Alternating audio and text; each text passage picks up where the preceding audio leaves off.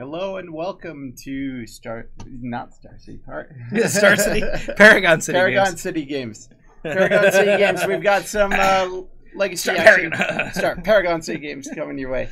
Legacy action underway. We're just getting people sitting down to our tables right now. We've got some good matches for you, and 4 rounds today. 4 rounds tonight. Yeah, so you get 4 rounds of Matt's beautiful face, and my re-debut at casting because Kyra is sick and we're giving him a rest tonight. So I'm gonna be the less insightful and very energetic one here. All right, so this is Jason and Ben. Jason's on the on the right. On the right. Okay. Let's get you guys over to the action. Looks like we got Burn versus Burn. Yes. But I know for a fact that Jason's Burn is a different kind of Burn. He's playing Blood Sun main deck. Ooh. And he's dropped his Eidolon of the Great Revel. So he's kind of going for a more mid-range Burn deck, which sounded kind of interesting. So it looks like it's going to be a fun matchup. And you get over relatively quickly so we can watch the Sneak and Show versus $sign Control. Yeah, $sign Control is the new one that we've come up for. Well, especially if Calvin's playing it because it actually is $sign Control, right? Mm-hmm. With Foil World Wake Jaces and the like. Ben is the other one. We have a total of 70 players for FNM, we're being told. It's about 14 for Legacy, 16 for Standard, and then 40 for Modern. Awesome. So even with the freaking blizzard, yeah, and the minus 20 degrees centigrade, it's been really cold and really snowy out there. So we're glad to be inside and playing some Magic, and we got some Burn to warm you up. So getting off to a great start with the puns. So Sulfuric Vortex in play for Ben. Yep, and it's 11-4. There's a Rift Bolt in Exile getting ready to come off suspend, so I'm pretty sure Jason's dead. Second Vortex coming in, and yeah. I'm going to bolt you, so you dead? Yep. Jason's going to pack that one in. I'm surprised that Jason didn't get more damage onto Ben in that game, but he might have kept a very land-heavy hand. Yeah, and a lot of matchups won't punish you for that, but when you're playing the mirror, it's really hard to to deal with. Well, you don't always. You don't expect the mirror when you're playing Burn. Yeah. All right. So while there's sideboarding, let's kind of transition there onto our backup match, and we have Calvin on 4-color versus Larry on Sneak and Show. And Calvin just barely got Liliana into play, minused it, and returned a creature from graveyard to hand. Couldn't tell what it was. I'm assuming it's a Snapcaster. I'm going to assume it could be so. a Deathrite, but... yeah, I didn't quite see that one either. I was paying attention to some other stuff. Sure. But I would assume it's a Snapcaster there, and I think he's just going to kind of... excuse me. Sorry, wait a turn or two and do another Snapcaster Kolagon's Command and try and just pick apart more of Larry's hand. But it looks like Larry has a lot of lands in play. Sure. Well, this is going to be interesting. That looks like a sneak attack to me. There comes Sneak Attack. Well, he can activate it right here. Sneak Attack, looks like we're going for the activation. Gristlebrand is the card. We're going to activate Gristlebrand once. Yep, and I can't quite see what his life total's at, but it looks like he's at 3. That's what it looks like to me as well. That's quite a low life total to be starting. He might be... Well, he's still able to get at least one more activation out after an attack here if he... That's true. But I don't think that's going to be a top priority against 4-color control that does play Lightning Bolt. Sure. Calvin tapped out right now. So if he has the cards to go for like a show and tell into Omniscience right here, it looks like Larry's going to play it a little bit safer though and just kind of ponder. We aren't doing the aquarium stream anymore. No, I actually fixed that yesterday morning right before I started streaming. So that's been fixed for a while. I'm sorry that all you hear is Asian talk. Oh, and our Burn matchup, they've shuffled and they're back, so we're going to kind of transition back to them. Sounds good. I think they'll be done faster. I believe so, and we've still got the Sneak and Show matchup on the back table, so we can kind of let you know what's going on there anyways. Yeah, round table 1-0. Okay, translate that's over. Yeah, it looks like Larry's actually at 13, so we went down to 6 on that activation. So we see Lightning Bolt is met by a Lava Spike after a fetch. So it's 1 damage point in Jason's favor. 2 mana, hits a Pyrostatic Pillar. Oh, okay. Cool. Oh, no. This is a burn spell of sorts. That could be a Flame Rift, is it? 4 damage? 4 damage to each player. I guess. You know, I'm not very versed in those weird burn cards. I believe I'm not a doctor. I believe it is a 4 damage burn spell. You know, I'm gonna get a PhD just so I can say that I am a doctor.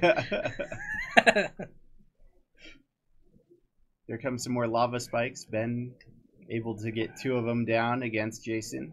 Yep. So he's at 6. Well, he should be at 12.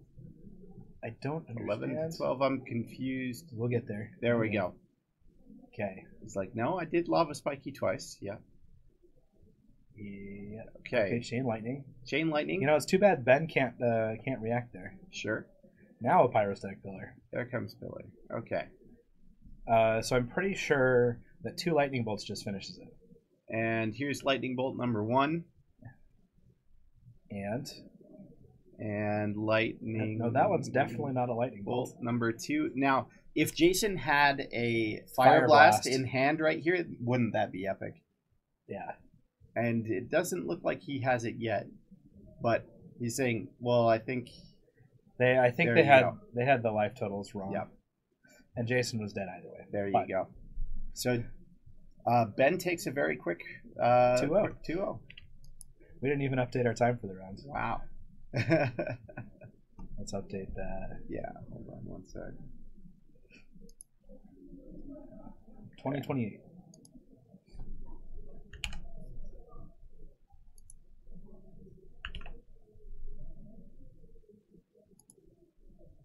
Okay. There we go. We're only 10 minutes into the round and Burn's already done. Wow.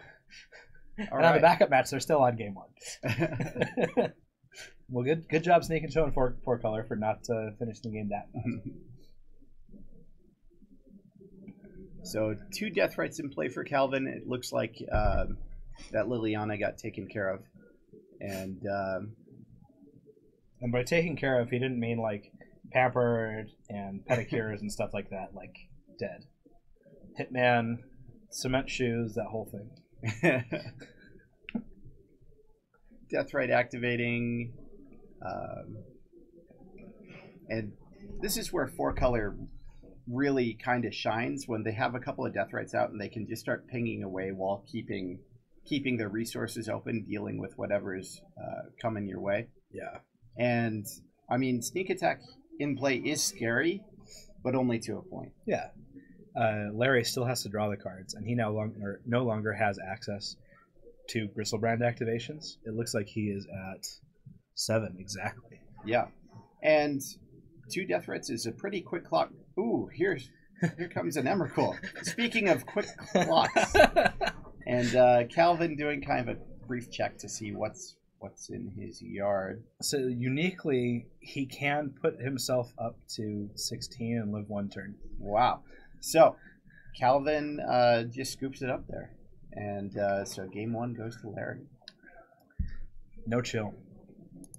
No chill. Wrong table. Round. You're in the player, not the round. Yeah. How dare you, sir?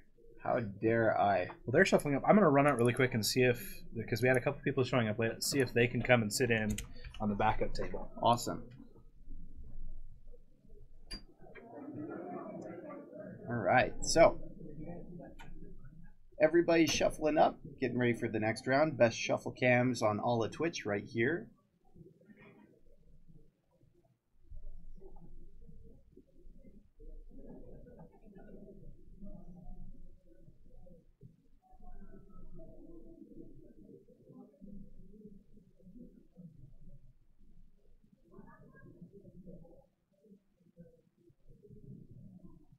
Hello, Vogue. Nice to see you.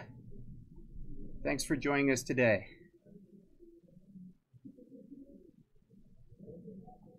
I'm doing quite well. How are you? It's an awesome day whenever it snows. I'm always happy.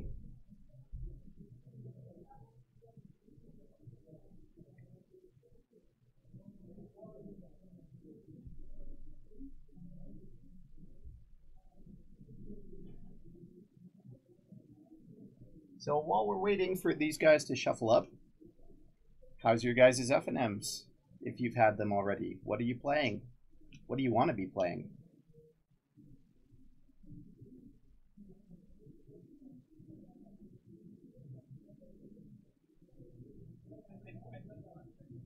The hardest part of show and tell is casting show and tell.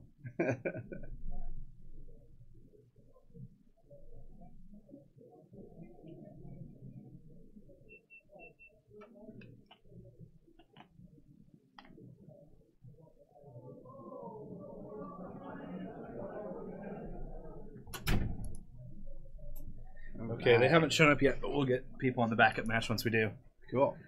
How are you, brother? Vogue of today. How are you doing? Quite well. Okay, I'm doing well as well. Well as The hardest well. part of show and tell is casting show and tell. The hardest part of show and tell, legitimately, is your cantrips. But all your cantrips are trying to find is show and tell, sneak attack, or one of the creatures. Sure. It's hard when you go cantrip and all you see on top is cantrips, and if you have the option of shuffling away and recantripping, like what Right, you do then, and when you're casting cantrips. But the deck, I mean, the very first league I played was a 4-1. Yep. And I lost the mirror match. Yeah, I think there's a lot of very straightforward elements to playing Sneak and Show. Yeah. Which, I mean, it's a very strong deck. It does what it does well. Yeah. And it's very efficient at doing it, and Yeah. it plays blue cards so it can have game against unfair decks. Literal So, everything, yeah. I think the worst match you have, I mean, it's like maybe Storm, it's which combo can go off first. But, like, you don't know what they'll put in. I mean,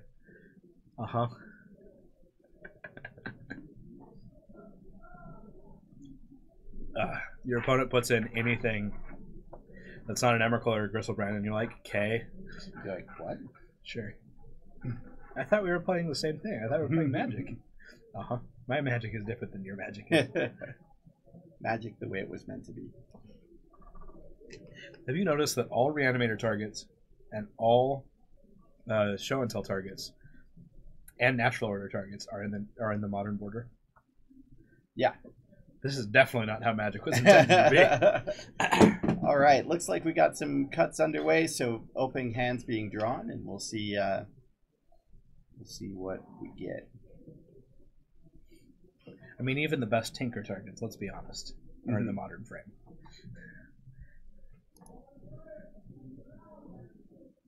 And Modern just finished their first round.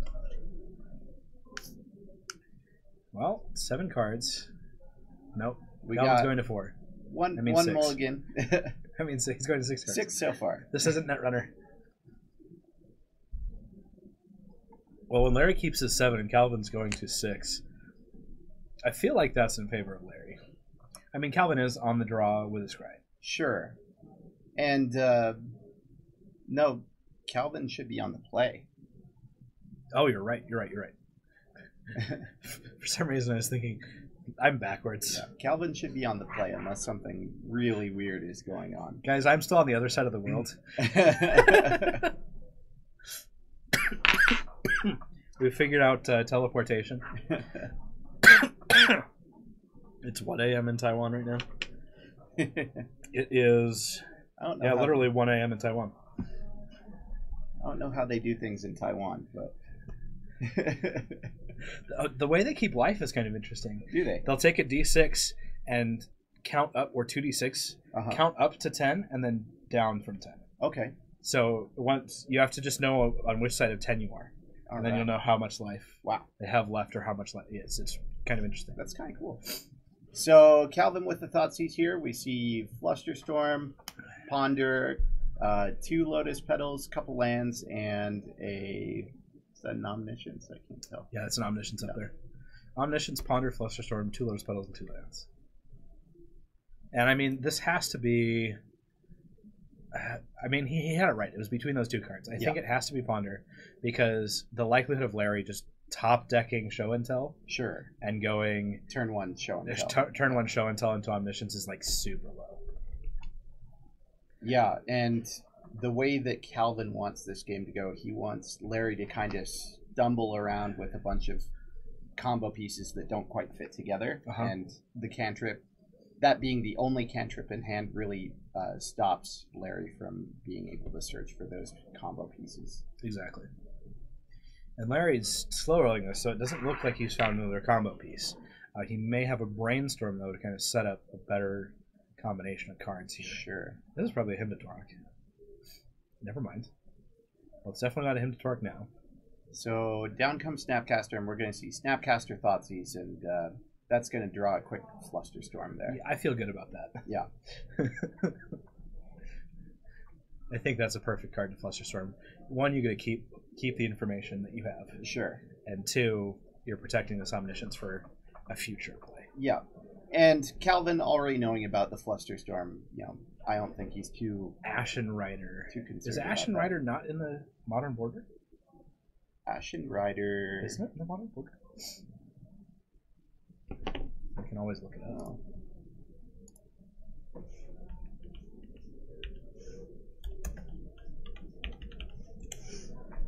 It's in the Modern Border. Modern Border. Yeah, that's Theros. It's definitely in the Modern Border. Angel of Despair? Does that get played anymore? No. No. You're too old school for that. Yeah. Bro, when was the last time you played Legacy? Cephalus Breakfast was still a deck, right? Yep. We still have to play that. For sure. So down comes Blood Moon, and that's pretty good against Calvin. Oops. But I didn't even notice that Larry was fetching basics. Yeah. So Snapcaster is in play. Calvin, I don't know if Calvin runs any basics. Most 4-color lists do have maybe at two, least an island, right? Or a swamp. Yeah.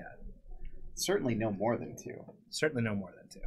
So this is pretty big of a shutout. We'll see if the Snapcaster... literally all that happens is Snapcaster has to get killed. Yeah. So Snapcaster is just getting in there, and here we see... Intuition. Is he going to show him 3 Show and Tells? I wonder. I think it's going to be 3 Show and Tells. Now, with that Omniscience, he still has to have something to continue to make that a thing interesting. So Show and Tell, Emrakul. Yeah. So whichever two, if Emrakul doesn't go to his hand, right, the entire graveyard gets shuffled in. Yeah. But that means that there's probably a sneak attack sitting in Larry's hand. Yeah, and that would be a next turn thing. So we're gonna see the Show and Tells hit the bin. Yep. Draw. And Calvin says, "Okay, prove it." Larry getting a little too cute for his own good. Yeah. When does Calvin start discarding the hand size? What's going on? Okay, well, something's happening. There's a sneak attack. Here comes the sneak attack. Off the top of the deck. Okay, I was one turn off. I'm sorry. Everyone, I'm so sorry. Activate sneak attack. And looks like that's going to be game. So Larry wins that match in a not terribly quick 2-0, but pretty convincing 2-0. Relatively convincing. I mean, Calvin could have kept a Snapcaster Mage up. No, did he only have 5 lands in play? When he got attacked, he only had 3. When he got Blood Moon, he only had 3 when he got Blood Moon. Yeah. But then when the Emrakul was going to attack, when he got attacked, he had 5 lands. Yeah, so it would have 5 lands and Snapcaster. I was gonna say if he had 7 permanents, right, and could keep the Snapcaster around, just keep going. It's worth playing out because sure. There's potential that Larry doesn't draw. Yeah, something else, and he'd be down to 3 lands. So, but yeah, it's one of the most convincing matchups I've seen between these two decks. Yeah, that was, really kind of shows the power of Sneak and Show there because, turn 1 Thoughtseize, Snapcaster Thoughtseize, and then just goes, Blood Moon. Got it. I just got a Blood Moon. Blood Moon off the top, then into Intuition, into Sneak Attack. No problem. Yep. Got it. Quote 13. Yep.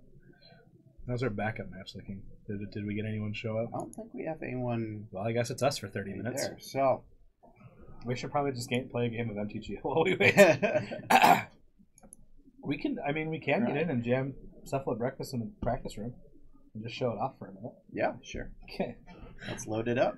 It's down there. Let's see here. We'll get it underway. Run. I don't know why it says always ask. Turn off always ask. That's annoying. Hit run. There we go. See, you guys didn't know you were getting live magic and MTG. Hey. Sorry. Got it. It's all you, boss. It's all me.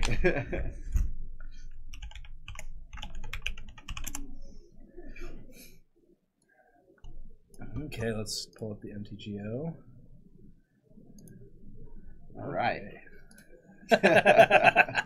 Real magic. So let's see what list we got. While it loads up. Takes forever. For sure. Cephalid Breakfast. Cephalid Breakfast. It is it's thinking. Kiki Karmic Guide one. Okay. Have you played anything like this? Kind of.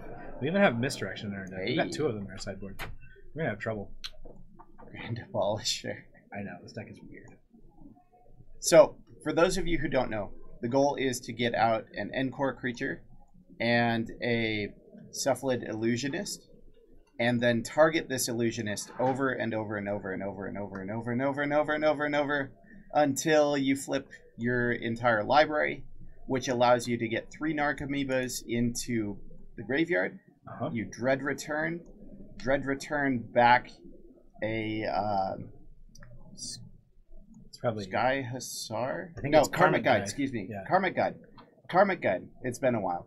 Karmic Guide gets Kiki Jiki. Kiki Jiki copies Karmic Guide. Karmic Guide gets back Sky Hussar. Sky Hussar untaps your team, and then you Kiki Jiki Sky Hussar over and over again until they die. So, very convoluted, very fun to do. The most fun. And it will probably have a bit of a gotcha factor. I love that you have different arts for everything. Oh, right. Exactly. I kind of intentionally did that for this deck just because it's so funky anyways. Yep. So. I'm working on it. Engineered Plague. Does anyone have an Engineered Plague? I can grab one from this one. All right. I've got something that can sit in for it. Yeah.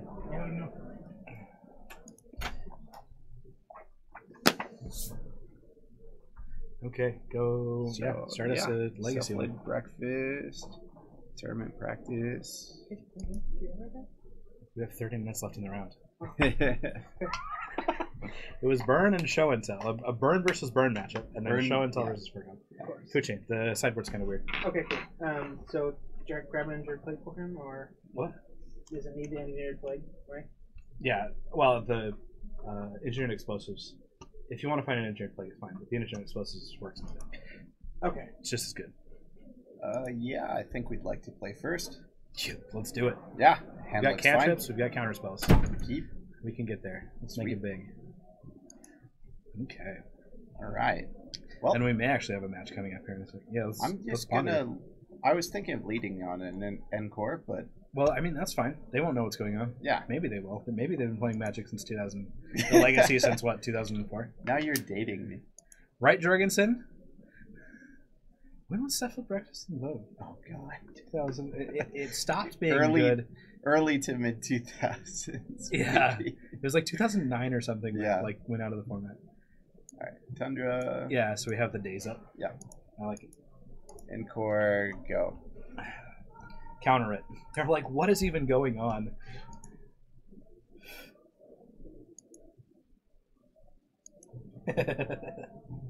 See, I haven't even been playing Legacy that long. I've been playing Magic since 98, late 97. The jig's up. Days it. The jig is up. Got him.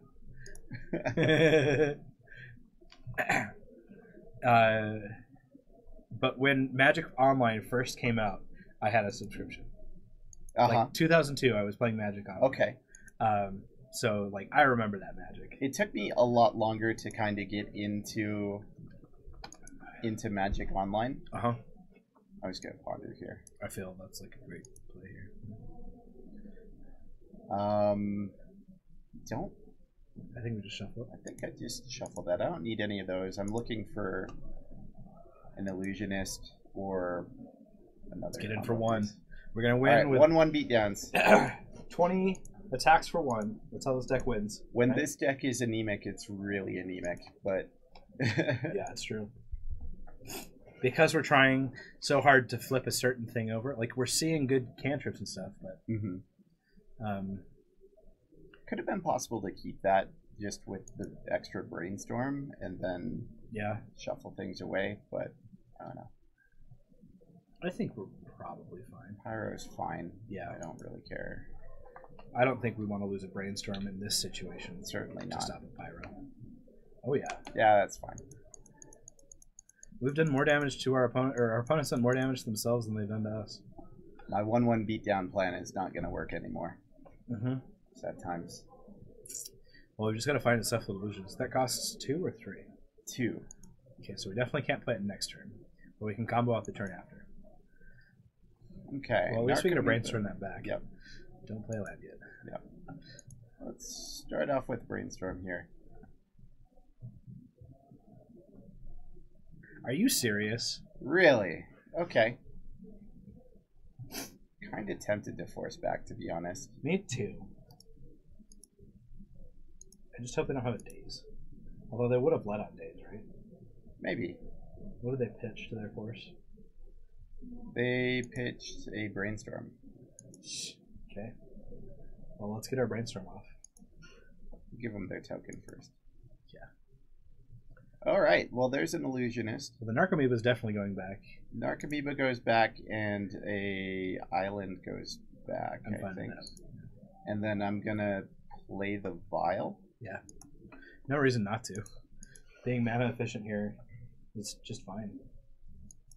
And we should be able to go off next turn. Yep. As long as they don't have a counterspell. Yep. I could be patient, but there's no need to be patient. Let's just hope they don't kill the... What's the song? Patience? Patience gets us nowhere fast.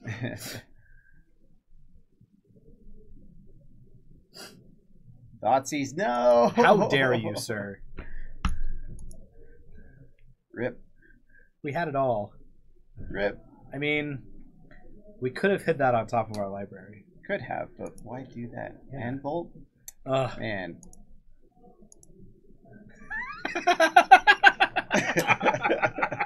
Only because of the hilarious interaction that is MTGO. Yep. Oh man. Alright, well, young Pyro doing its thing. Yep, let's tick up our vial because we can. Tick up vial. Not a bad top deck. Never didn't happen. I think we just play a land and pass. Yeah, he knows we have the land. He doesn't know about the creature. So it's unlikely that we see another Thoughtseize or anything like that now. Yeah. And he's going to not prioritize any of those actions. So I think it's fine. And then we'll probably Aether Vial, tick it up to 2, and then leave it. Because we can cast everything else. Tick up to 2 and leave it. And we're just looking for a creature that targets this illusionist a lot. That'll be exciting.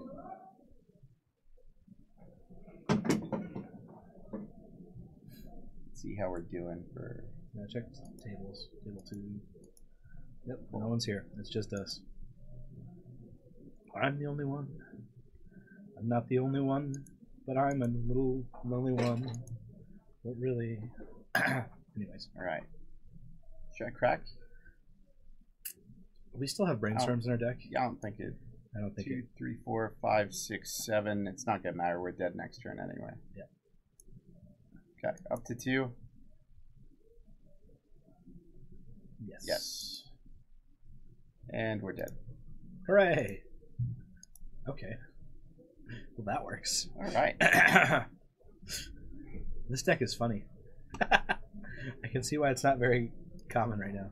For sure. It's just not super fast. Yeah, well, and like, there's a lot of things that hate on. Like, specifically Deathrite Shaman. Yeah, specifically Deathrite. But also Surgical Extraction. Not great either. Yeah. So I think you might want a sword or two. Okay, I think that's yes. And we want to take out here. Our days is great. Take out a Venser. Yeah, Venser's not amazing. And take out.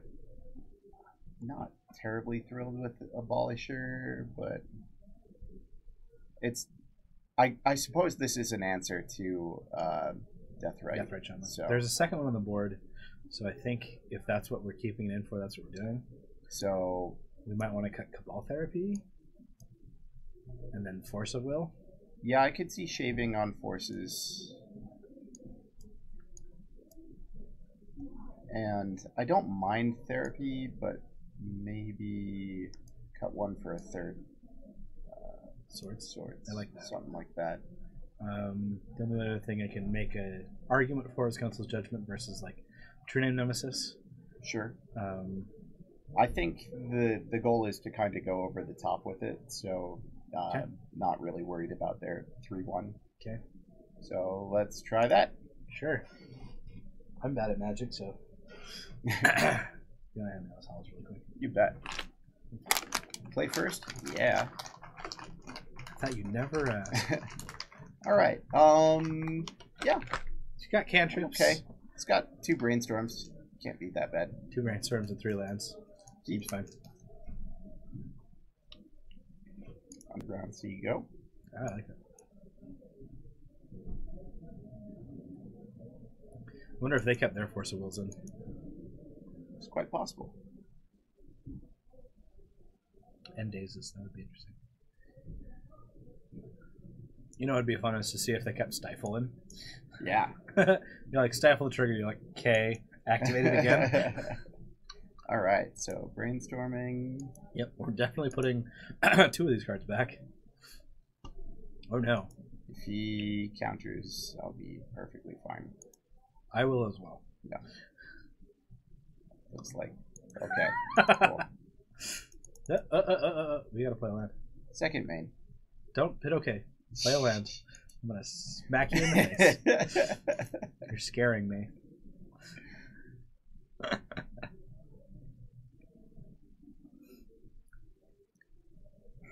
Okay. Probe. Yeah, fine. Sure. Sure. Don't even care. It's got protection from black. They can't Thoughtseize it. Mm-hmm. Because that's how it works.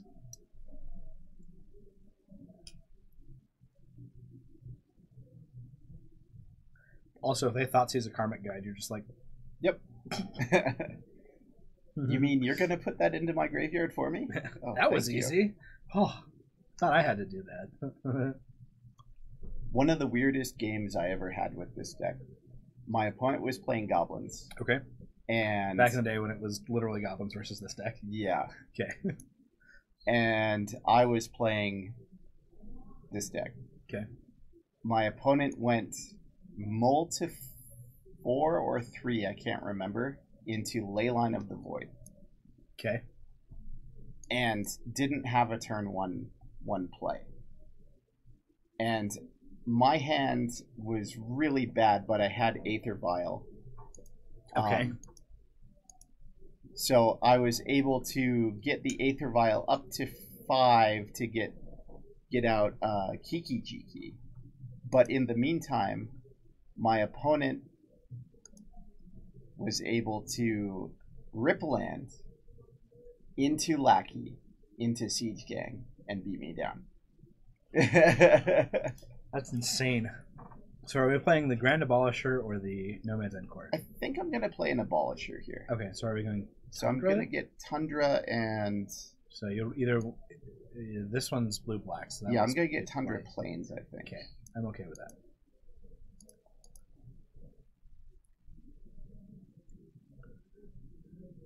Tundra. Yep.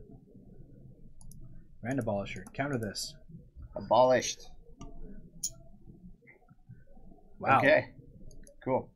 Dibs. They now can't counter us. So what is this Cabal Therapy going to name next turn? Unsure. Think about it. Can't cast spells or activate abilities. Jerk. Well, that makes things easier for the therapy. So I guess we're naming Force of Will? Probably. I mean... Let's... Yeah. Yeah. I can't say no to that. Too much value.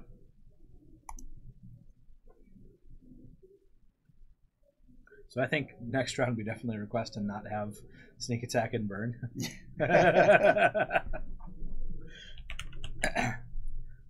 Force of savagery. Okay. 2 young peasies.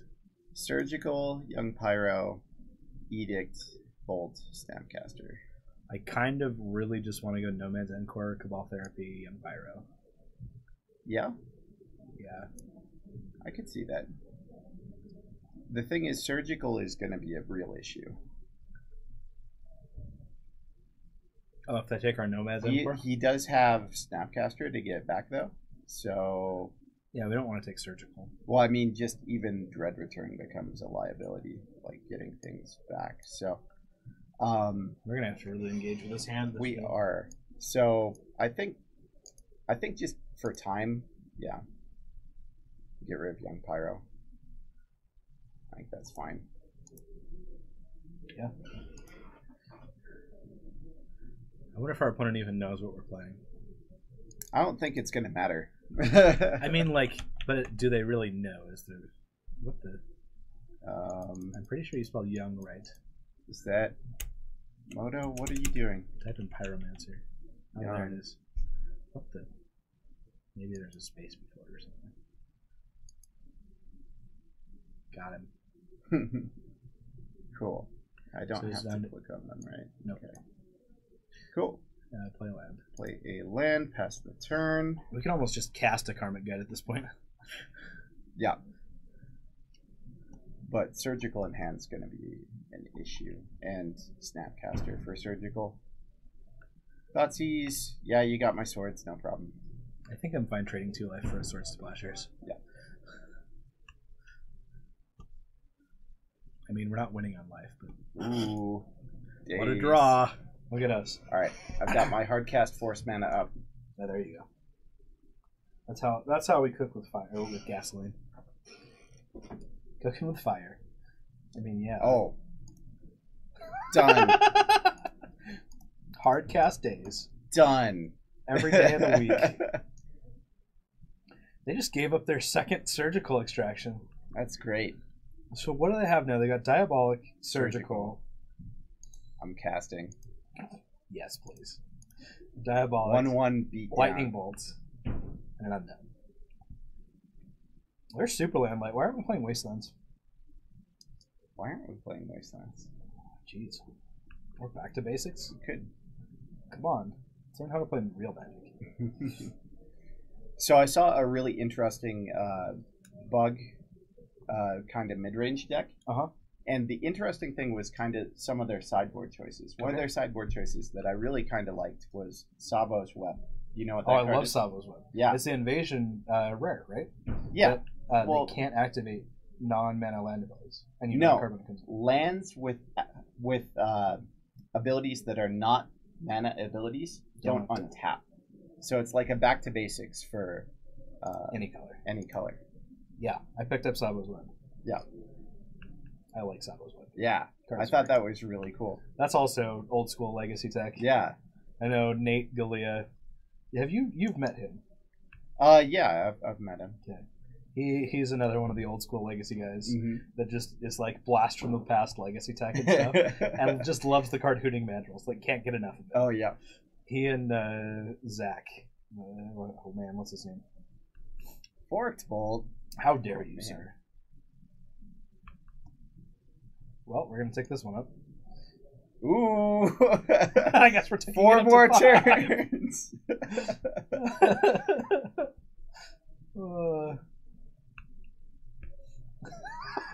Brainstorm. Of course, we dropped Kiki Jiki. I've got 5 lands. Why can't I cast my Kiki Jiki? All of. I mean, we just need a Blood Moon in play. Yeah. If our opponent plays a Blood Moon, we're fine.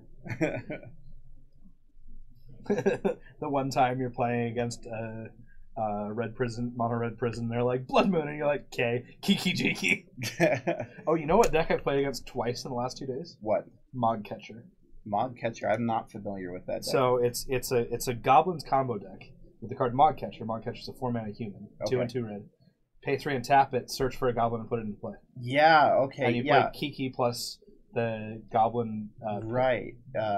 Sting Scourge? Yeah. No. All of it. Yeah. One of each of them. Yeah. And you win off Rabble Masters. Sweet. I beat it both times because my combo's just better. But. Oh, I have 6. Oh well. That's fine. Quit F6ing, bro. I think he's gonna Thoughtseize us. Probably. Nope, he's brainstorming. Oh, that's good for us. That's fine.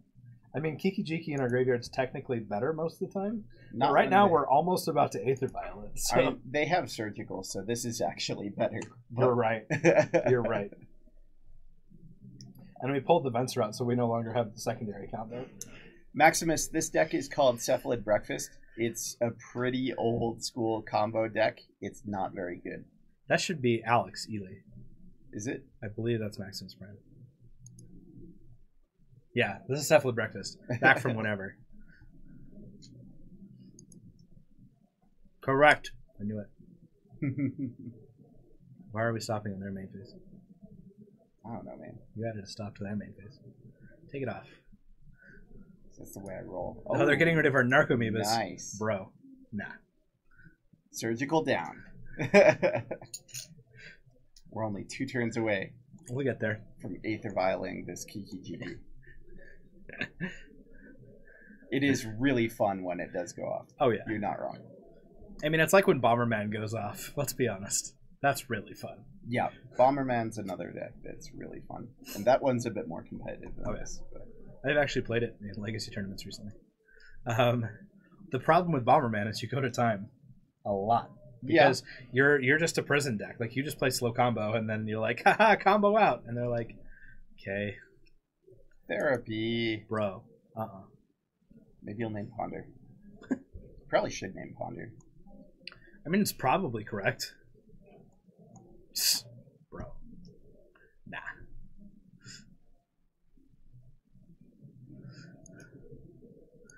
Well, if they don't have another Snapcaster, their surgical is out of their hands, so maybe that's okay. What is this, Batosai? This is Cephalid Breakfast. Blast from the past, real Legacy decks, real people. Back.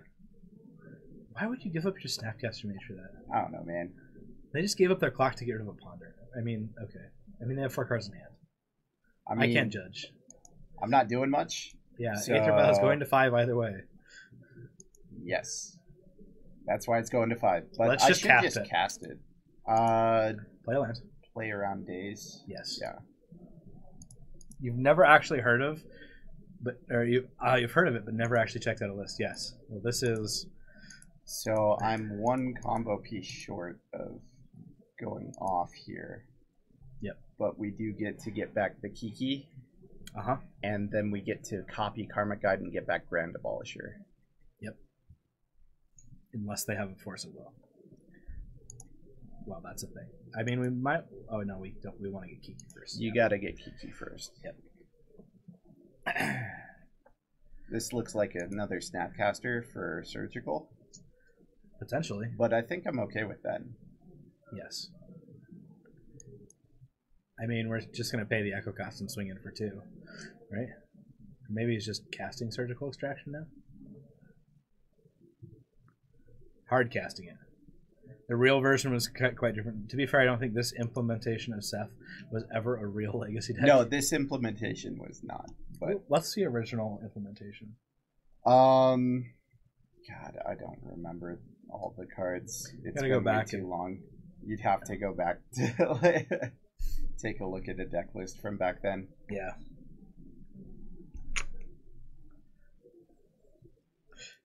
This is pretty similar though to what I was messing around with in like 07 or so. Yeah.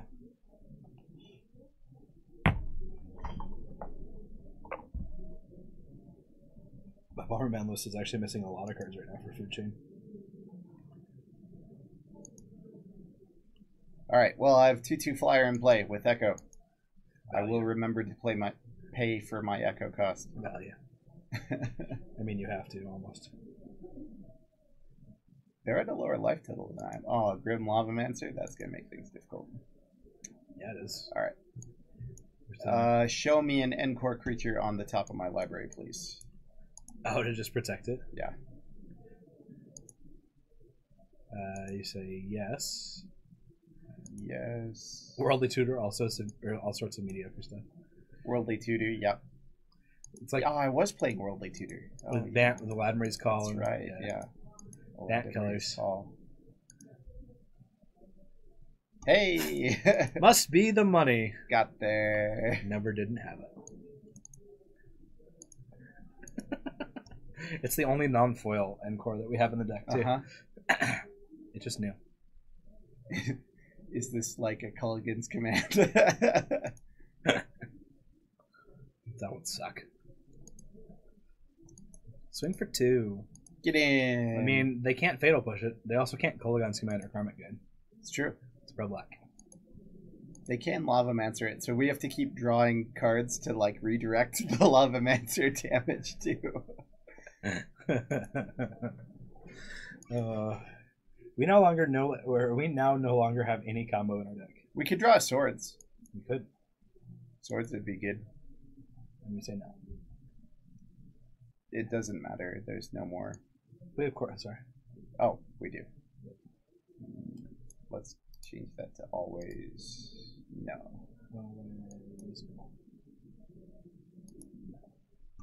Hey! Well, we can at least stop whatever else comes out. This is not a Stoneforge build, although that would probably be better than the build we're Stoneforge playing. would be interesting. It's the all-in combo build. So they are going to get to clear our board here pretty quickly.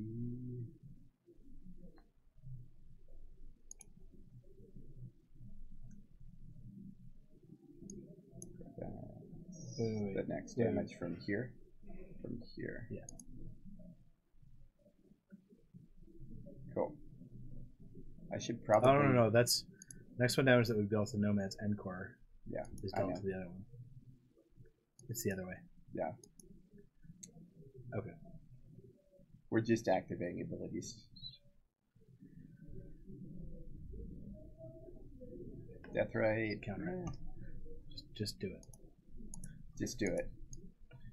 I've been told to just do it.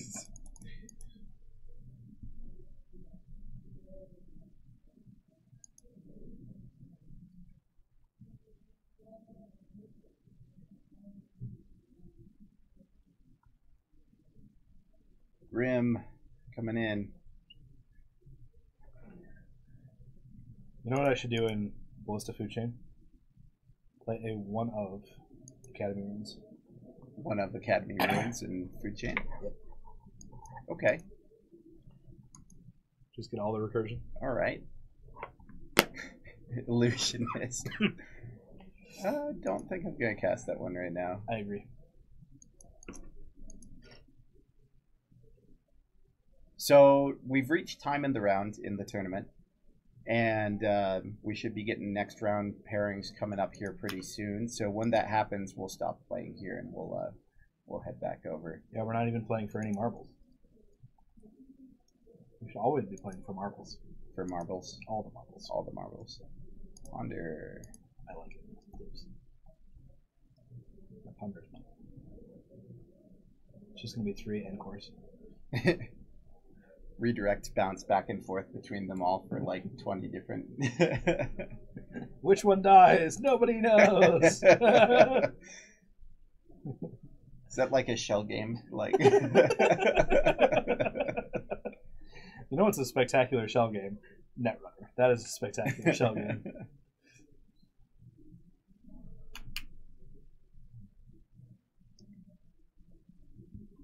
Come on, just let us resolve our Ponder.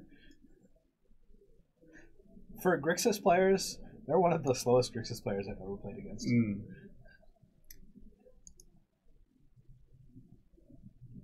I think they have absolutely no idea what we're trying to accomplish. So it's like, well, I mean, it's all not right. like they really should have any idea. Grudge okay. You got it. Okay. Definitely, I top, mean, brainstorm's fine. Top. No. Do it. Do it. Brainstorm. Top. Shovel it. Every day. We're shuffling. Do. They were asking me, so I will randomly bust out into song, obviously. But they were asking if I took song requests earlier today. I'm like, I mean, yeah, I'll sing a snippet of pretty much any song that I know. They're like, how about this one? I'm like, don't know that one. Okay. But yesterday we did Dead Man's Party. Done some Tears for Fears songs recently. You definitely can't counter that. I want 2 days the Lava Mancer. Lava Mancer activation. I agree. Why won't Moto let me do this? Just like I want to block with, like, do you remember the old, like, in version 3 of Moto, you used to be able to move, like, your lands around and stuff, so you could actually, like, try to bring your land on top of their creature to, like, block. Yep. I do remember that. It's a dead man's party. Who could ask for more? I didn't realize Danny Elfman was the lead singer of Oingo Boingo until like literally 2 days ago. Really? Yeah. I was born yesterday, in fact. Were you? Congratulations. Thank you. You're welcome. Recruiter of the Guard being printed is actually a big thing for this deck. That is a big thing. It's not something I had thought about with this deck. It is a good addition. Well, what can we actually play? Grand Abolisher. So, probably the best one. Grand Abolisher is probably the best. Okay. Abolish. You can't activate things on our turn. Oh, look, we got players. Okay. So. Well, let's just concede this match. Concede. Cool. Close the program because it's going to just destroy our... Who do we have? All right. Well, swap the or do the transition. Let us get back to the action over here. Let's see if they've told us anything. Okay, so it's going to be 7:22 for the round, or 9:22 for round 2 end. Lots of clicking. Larry versus Gabe. You know how that match is going to go. It's a sneak and show mirror. Oh boy. The derp and derp mirror. I kind of want to watch that one. So we're at 21, 22. 21, 22. Start. Okay. Let's see here. That one is Jeff and Kevin. That's the right hand side, so Kevin's that one. And I want to say he's on Maverick. I don't know off the top of my head. All right. They don't even go see it. For those of you wondering, well, let's just transition over to there. Kevin is on Maverick, possibly. You got the wrong. So table 1 again. Table 1. Yeah, left. That's Jeff. And he's also on Maverick. I think he's on Red White Death and Taxes. That's what he's been playing recently. Okay. I'm gonna put D&T and we'll see. But you're a poet and you didn't even recognize. Okay. Well, one of them has a council's judgment in their hand. It kind of looks like Maverick. I see it, Bob, right? Yeah. It could be. He's leading with an Inquisition. Yeah, and Death and Taxes. Okay, we got it.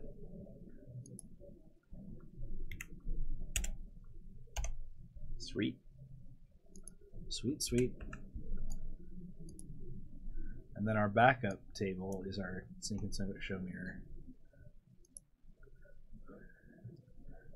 Sneak and show. Yeah, Larry's still the same. So it's the only that one. And that's Gabriel, or Gabe.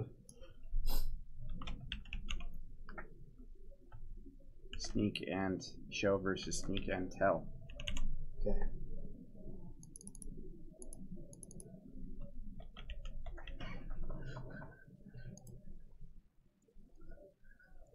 I mean, both of these matches are off to a roaring start. They're both the sneak and show matchup on the backup table is I play an island. You need to. That's not round 0. Oh, it is not. Whoops! Too many zeros. Too many zeros. Okay. All right. The Inquisition took an Aether Vial from that game. Then we see a goodness. What's that card that is in play right now? Tide Hollow Scholar versus a Mother of Runes. And what do you take with Tide Hollow Scholar here? It looks like he's taking a Recruiter of the Guard, and I think that's the correct choice because you have 2 Thalias and a Flicker Wisp. Yeah, you're not going to take a Thalia. You're not taking a Thalia. And Flicker Wisp is... Flicker Wisp, like, could possibly reset the Tide Hollow, but then you get to do it anyways, so you'd like to see them wasted on that. Yeah. Right? I see a Grave Titan in Kevin. So he might just be Dead Guy Ale. Whoa. Although Grave Titan and Dead Guy Ale is pretty interesting. And, yeah. So, I'm intrigued that stuff. Is that a Liliana at the back of his hand? I'm intrigued that didn't come down. And I was right, Red and White Death in Texas. Yeah. I don't think Kevin is on Maverick. I think it's Dead Guy Ale. I think we're gonna put him on Dead Guy.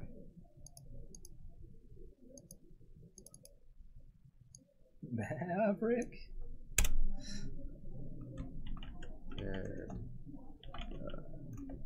Yeah. Now, Chris Bakula used to play Dead Guy Ale a lot, didn't he? Yeah, I think he did for a while. There was a story going around about how that all took place. What's that story? I don't know that story. So I feel like he and a bunch of other guys were playing Legacy up in the New England area. Yep. And they had a friend who was like the shop owner and also had a brewery. Mm-hmm. And it was called Dead Guy Ale, and they had a beer called Dead Guy Ale. And that's why they named it Dead Guy Ale, because that's where it was brewed up. That's what I heard. Interesting. Yeah. There is a Dead Guy Ale from Portland Brewery. Portland, Oregon? Yeah. Interesting. Rogue okay, Brewery. Yeah. Interesting. Maybe I'm thinking of that place and not New England. Could be. I have no Wrong idea. coast, but... Wrong coast.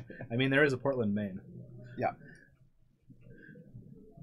Regardless, they're off to a roaring start. We got Flicker Wisp that targeted I don't know what. So... Oh, I know why you couldn't play the Liliana last because turn. of the Thalia. Yeah, that's the thing. Thalia is a card. So, it looks like we're going to see 3 mana tapped here. Collective Brutality is what I think this is. I think if you're going to Collective Brutality, I don't think that does much because of the Mother of Runes. Yeah. But here it comes. Let's see what happens. So, targeting Flicker Wisp. Yeah, that doesn't make a ton of sense to me. He's got... So, yeah. Jeff says, okay, I'll activate my Mother of Runes. Give protection from black. And if he goes to attack in here... That would be a mistake. That would be very bad. Well, it looks like on the backup match, just for information, there's a sneak and show on Larry's side. And not a sneak and show on Gabe's side. Wow, and Kevin attacks and Jeff snap blocks. What's going on? Oh, Kevin's like I knew that was a thing that would happen. Wow. Okay, so huge mistake from Kevin there, but on to Wasteland to punish. Oof. Life is hard. Right, Batosai? Oh dear. Oh dear. On the backup match, we just saw a sneak attacked Gristlebrands.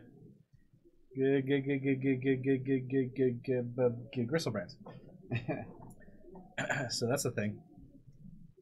But Gabe's got a very pretty Emrakul right there.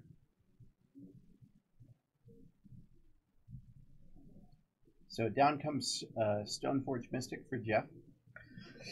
And that wasn't even off the recruiter. Right. Wow. Still has that recruiter and backup Thali in hand. Wow.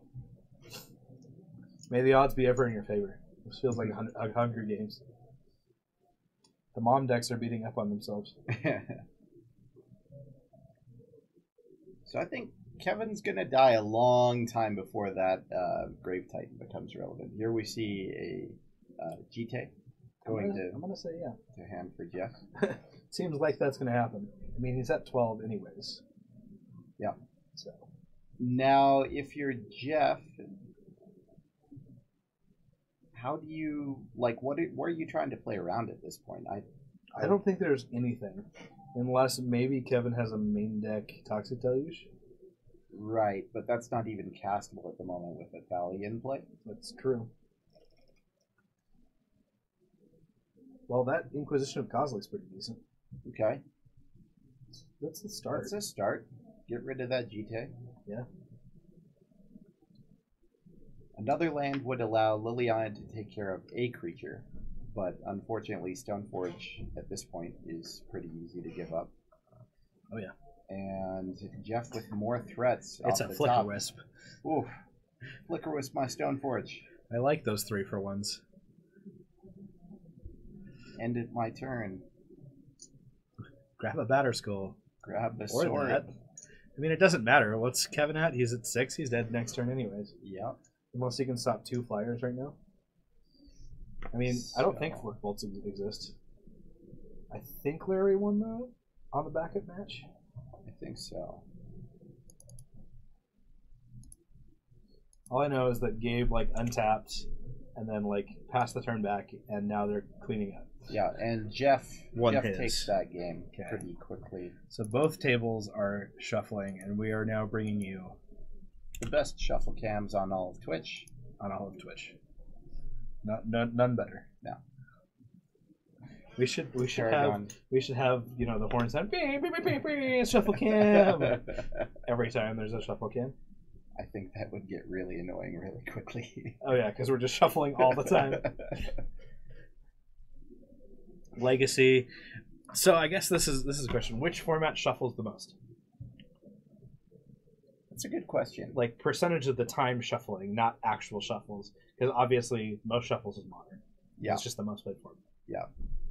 I think it's probably Legacy. Okay. I can see a very good You could make an thing argument for vintage For vintage. because of all the search effects. Yeah. So many tutors. You could make an argument for vintage. You have tutors plus lands plus. Yeah. So that's one of my thoughts. EDH. I mean, EDH is essentially vintage. No. Vintage is so close to EDH right now with everything being restricted from all the decks. Like literally, I go and like, okay, I want to build a vintage deck, and then I just like take 30 cards, put them all into the thing, and I'm like, okay, what do I want my vintage deck to be? It's like Brainstorm, Ancestral Time Walk, Yeah. all of the Power 9, and then Tinker, and then I'm like, okay, what do I want to play? Most vintage decks aren't even running full power. No, you don't play Time Twister for the most part, unless you're in a Storm style deck. And then even then, if you're on like most aren't even running all the Moxen anymore. No, the Leovold decks definitely don't run them all. Yeah. And I've definitely played ones where I'll run one off-color Mox or not, just depending on what my overall mana strategy is and how deep I'm going on Tolarian Academy. Yeah, I'd say EDH, Well, you're playing Shroom. EDH shuffles a decent amount unless you play EDH the way I play EDH. Which is? Which is You don't play mono EDH? red cheaty face. Okay. So my general is cheaty face. I want to play a Norin the Wary deck. Mono GD face.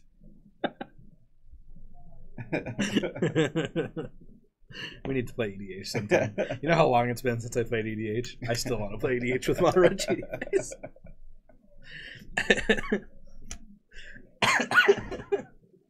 So how do those games usually go? Usually it goes first turn attack for 2. They say, you didn't cast your general, and I say, it's in play.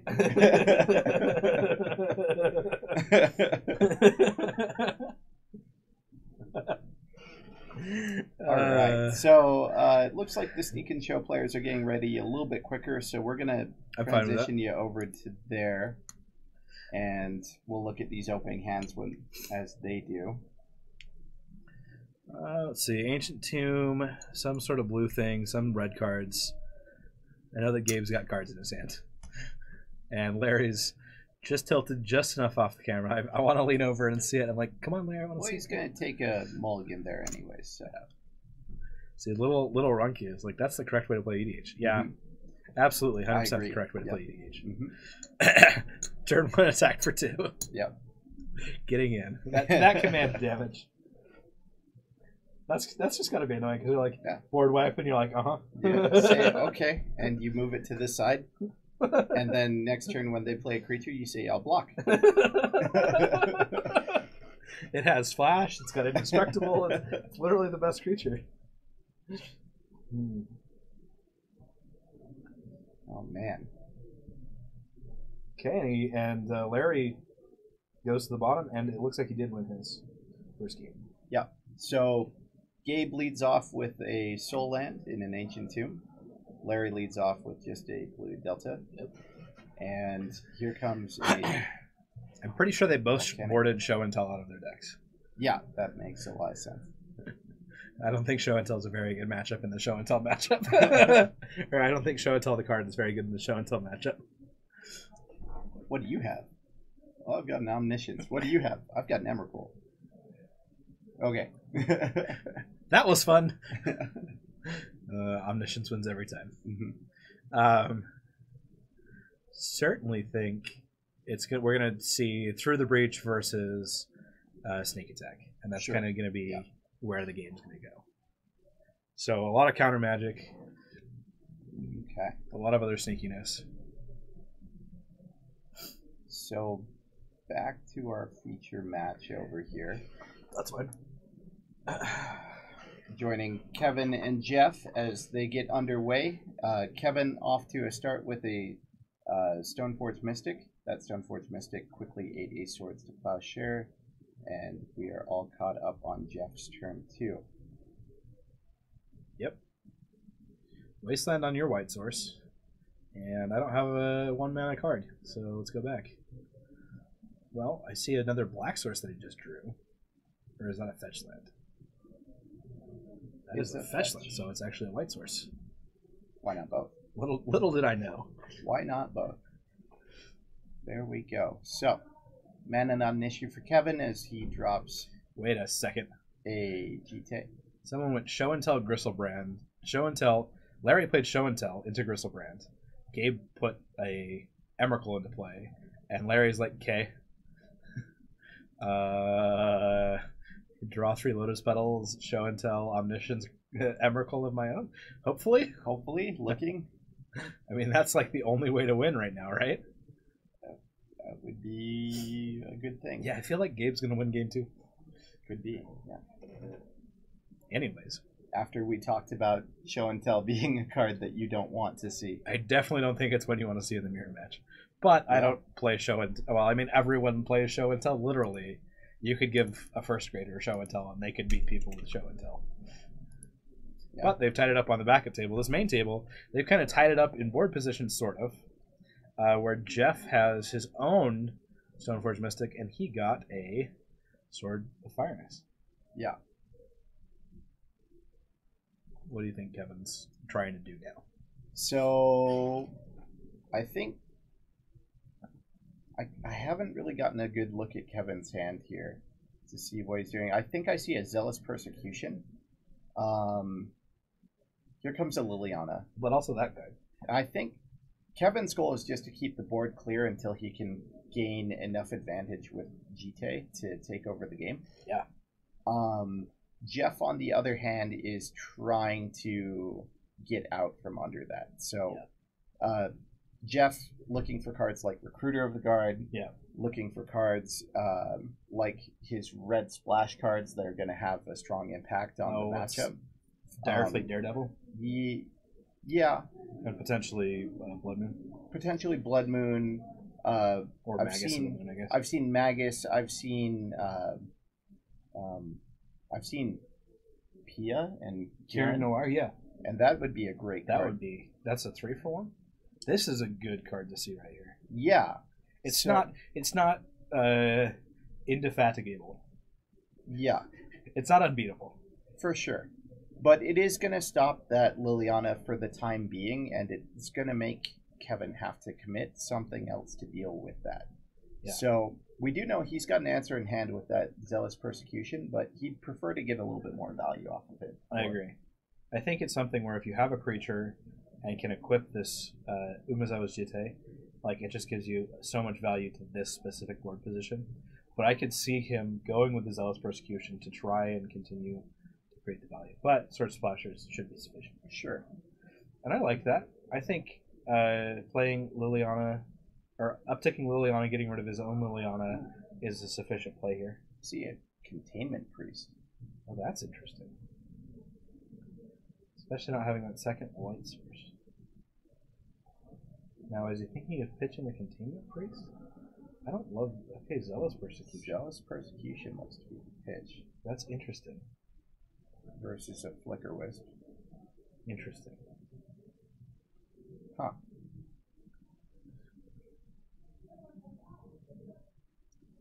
So, Jeff's draw is Swords to Plowshares.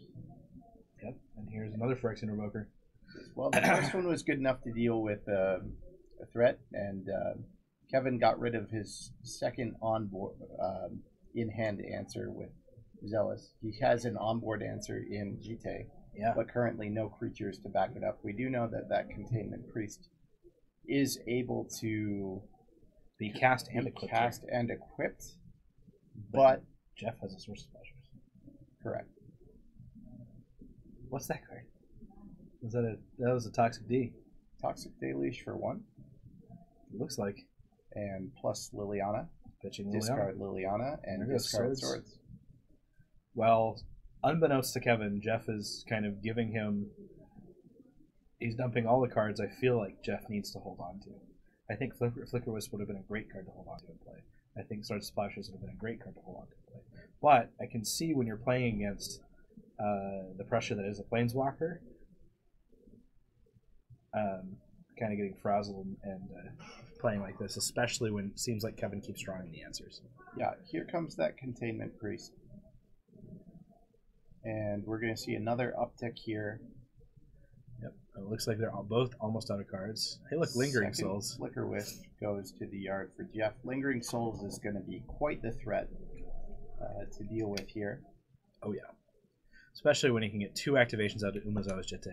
That means that now Jeff doesn't have the ability to just swords 1 threat and not worry about the Jitte. Sure. 2 of our awesome Lingering Souls tokens come down. They're learning how to be spooky. I love those tokens. Cats and cantrips. Now we'll see in a minute or two the MTG bot's going to do that. Or our Jorgensen's going to prompt it for us. Big shout out to Cats and Cantrips. Oh, yeah. I'm pretty sure that's Little Runky. Mm-hmm. Leah. So Jeff up to 4 mana here. Gonna have a hard time dealing with the board. I do see a Pia and Kieran in hand. If that Cavern is on human, which I think it should be, then that would be castable. Yeah. And the problem there is that Jitte is just going to start going to town. Here comes a Dire Fleet Daredevil. Yeah. And you're gonna pull up our Cats and Cantrips thing. Is that going to go for a Zealous Persecution? Oh my goodness. Okay. Cool. Well. Lingering Souls be gone.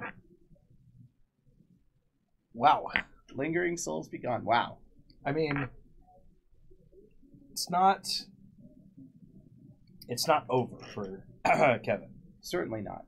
You're going to minus Liliana, equip your Containment Priest, and swing in. And now I feel like the game's over. I feel like Kevin has this. I don't think there's anything that Jeff can get that can wipe this board. Right? Between the Planeswalker and this thing, Kevin can cast everything that he's going to draw, and he's got a 2/2 that can become a 6/6. I mean, yep. It's going to be very hard. Like, Jeff's probably under 10% to win. He has to draw just Swords to Plowshares for days. Because the small that's in his hand is worth nothing. The Recruit of the Guard can get something, but it's all just going to die. So what you could do is try to get a legendary creature such as Thali and try to eat through more counters with cards like Caracas. Uh-huh. And in response, do some trickery there. But I don't think it's going to be enough. And Jeff packs it in.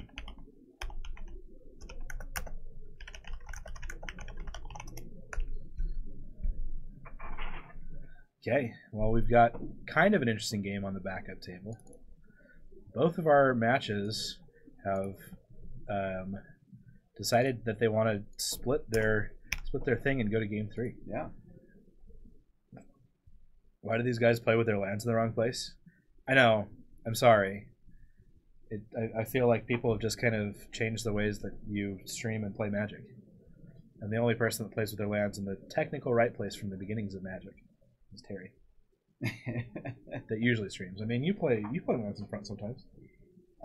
There was a while where I was messing around with different layouts for how I wanted to have my lands set up. Okay. So, like, trying to figure out how to get them on one side and have my board on the other side. Okay. Or, like, finding new places to put everything. You have your deck in the middle of the table, and it's lands, creatures, discard in front, exile in back, or whatever. Something I should do that.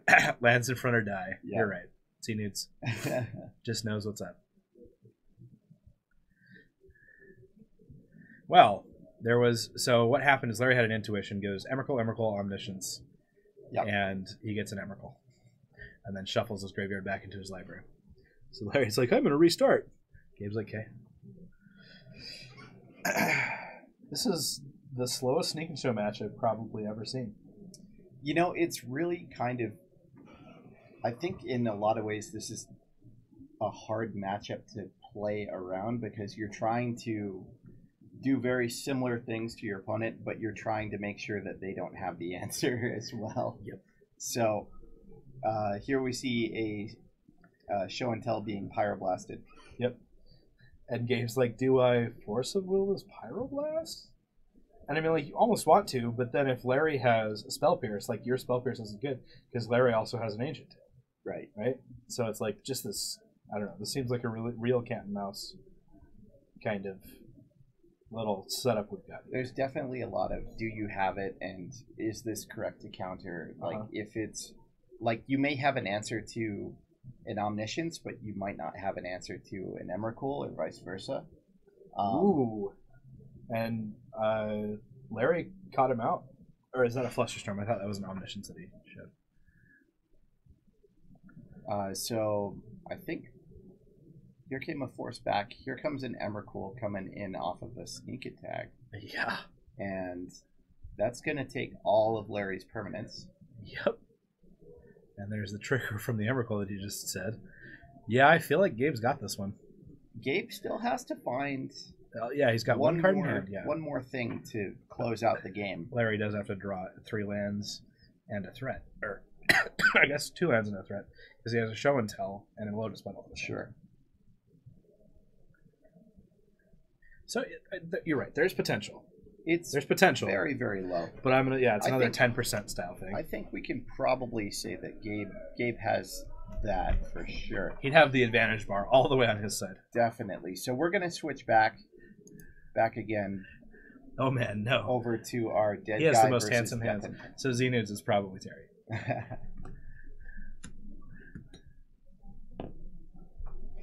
All right. So Jeff with an Aether Vial on 1. 2 Wastelands in play. And Kevin, very, very auspiciously. Kevin fetching 2 basics and putting a Dark Confidant into play. Magic cards. That's a rough keep for Jeff. I'm sorry. Especially when you're seeing this. I mean, if he sees a white card, does he have... Yeah, he's got a sword in his hand, so if he sees a white source, he has it out here. Activating his whatever, getting a mom. Aether Vial, getting a mom. Yep, Larry picked it up. Gabe got the game.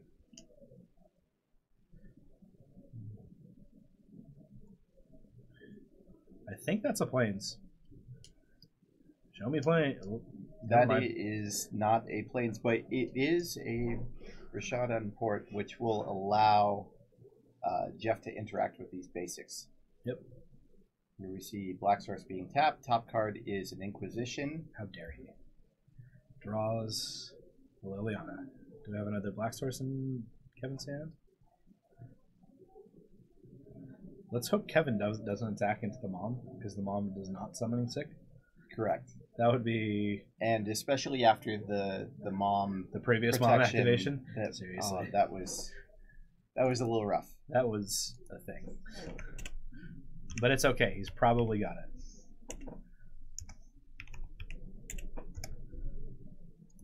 I'm pretty sure that's going to be a fool me once thing, not...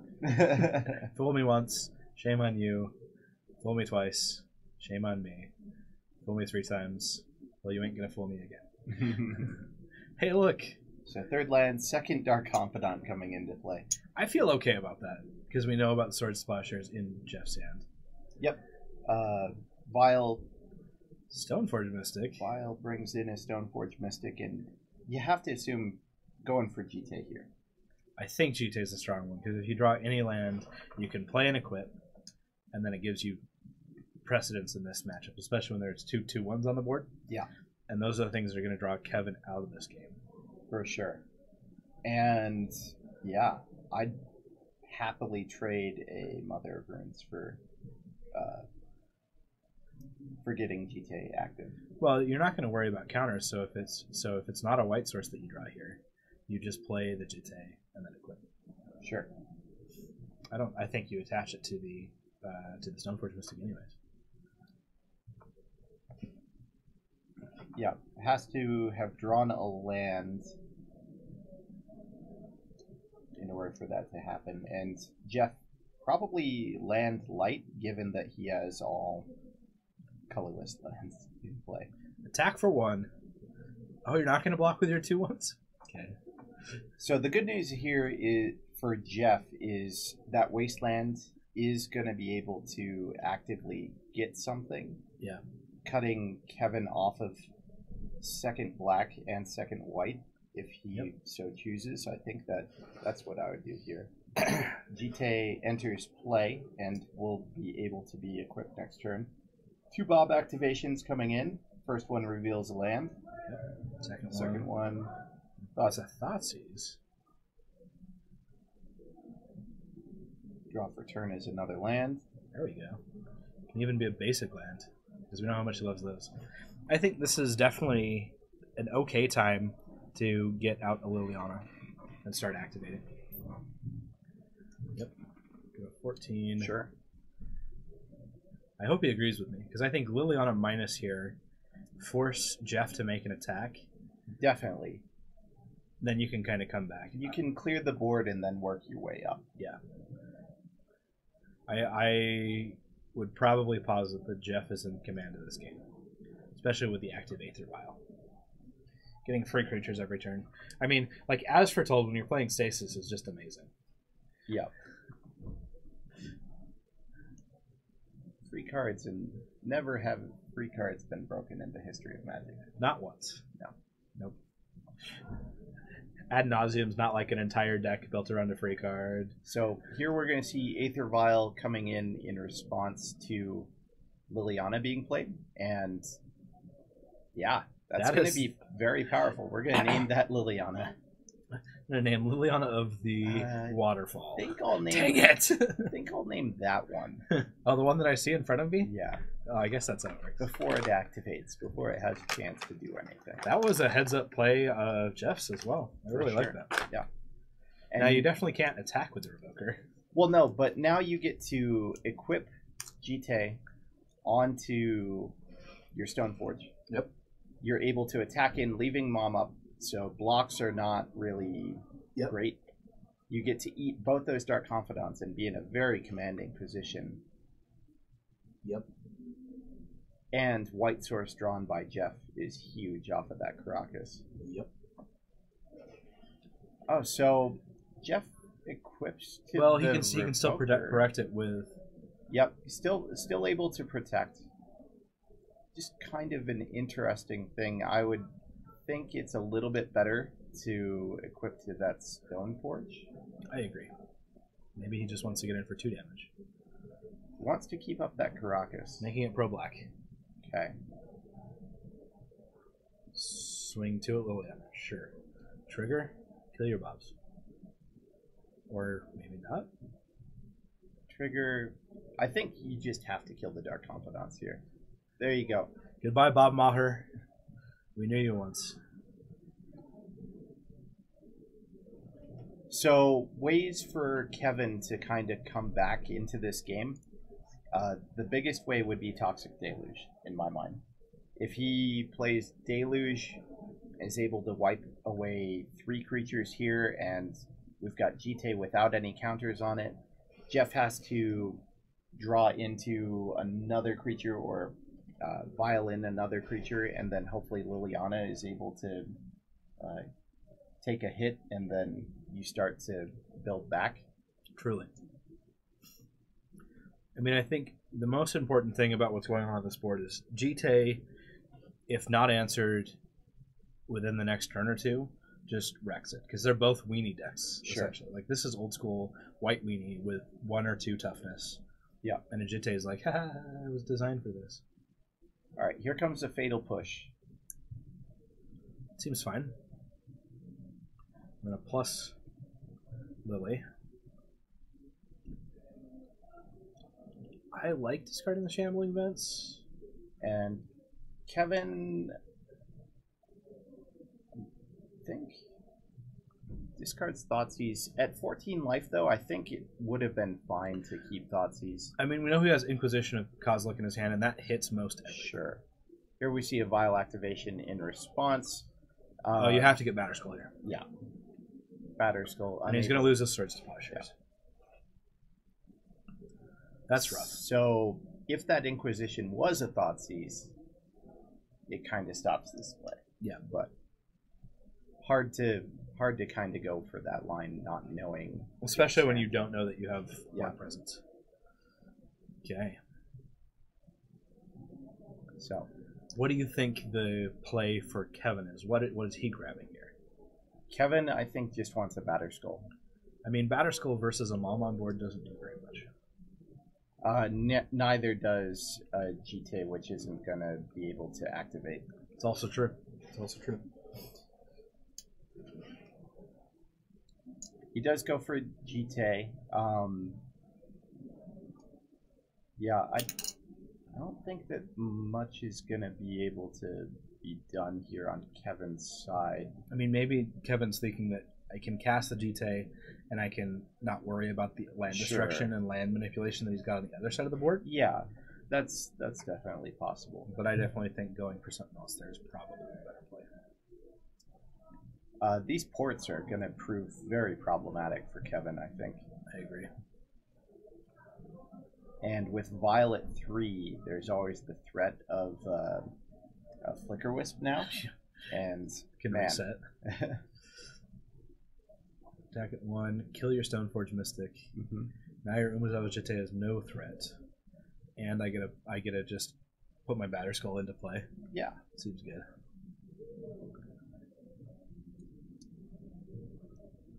I mean, Kevin's doing a good job of drawing lands. Sure. If Kevin still has something big, like a Grave Titan, if he's somehow able to last long enough to get up to enough mana to beat those ports and cast it, like, that's something. That'd be outstanding. Yeah. Now, the play that I think... I mean, it's not even a great play. So Well, he already had a batter skull in his hand. So That's why he didn't grab it. yeah. Surprise. Kevin with the batter skull drops With the batter skull, the germ that's holding a batter skull. Charge. and batter skull of Jeff's own in response to the uptick on Liliana Yep. to empty his hand. Kevin deciding what he's going to discard to this.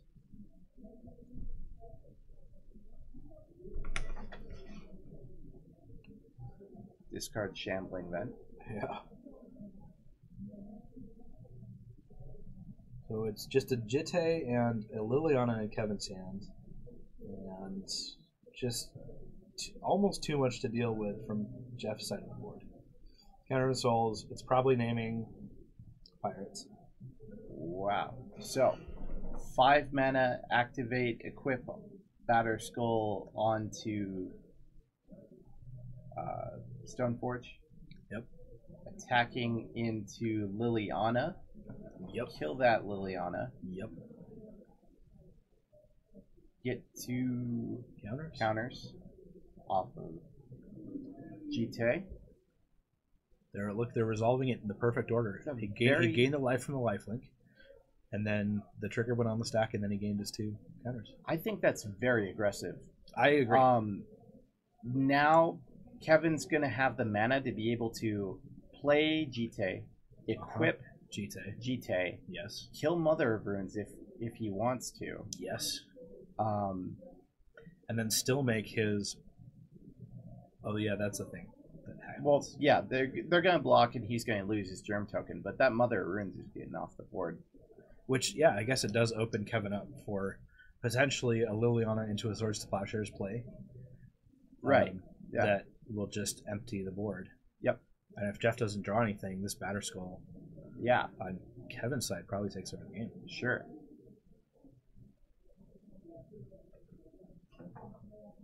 And I like the patience that Kevin has on his Jitte activation.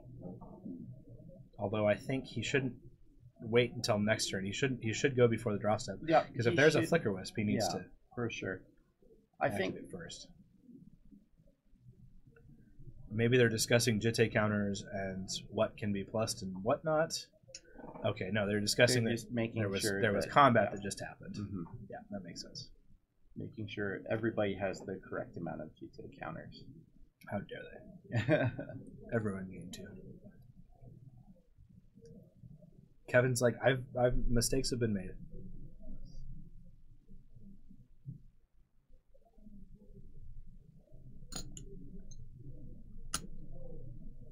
What's going on? So What are we waiting for? I think Kevin's trying to figure out what he wants to do here. He might have been thinking about combat damage being dealt to the Stoneforge and trying to get rid of the Stoneforge. But I think they were talking about the order in which GTAs get their counters. Yeah, and it would be Jeff's first. But it shouldn't even matter because there were already 2 counters. There are already 2 counters on GTA. So here we see an untap.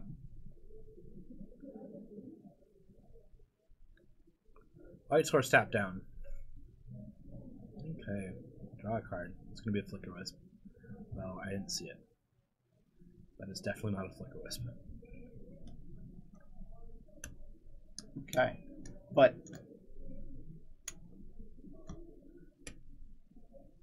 if you're Kevin, that's exactly what you want to see. Just a land. So any top decked removal spell is going to be pretty good. Yep.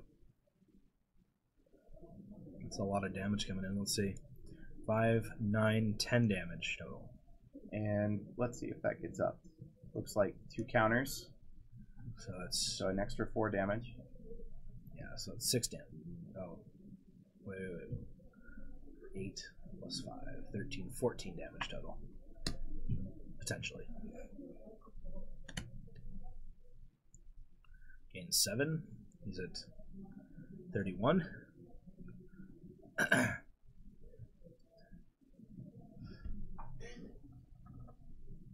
Kevin with sword and Liliana in hand.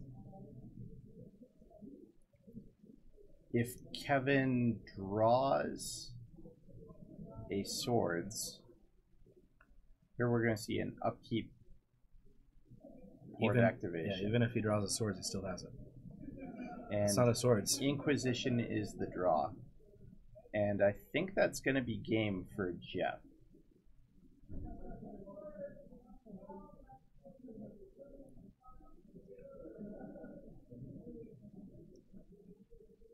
So for some reason our timer's off by 5 minutes. I don't understand how that's possible. Are they only running 45 minutes rounds for Legacy? I don't know. Maybe we're only doing 45-minute rounds for Legacy. The game's over.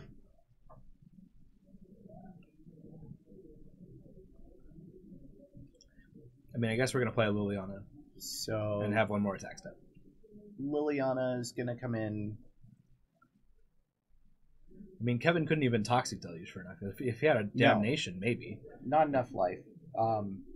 Pretty much, I think it was swords or bust. Yeah. Possibly could have been Collective Brutality with multiple modes, but I don't think that brings your life total high enough to deal with this GT. It's going to be a 13-13 coming in. Yeah.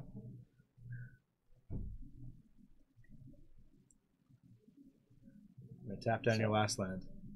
It's time to go. So Kevin can gain 4 life. I would put him to 12. He still takes 13 right in his face.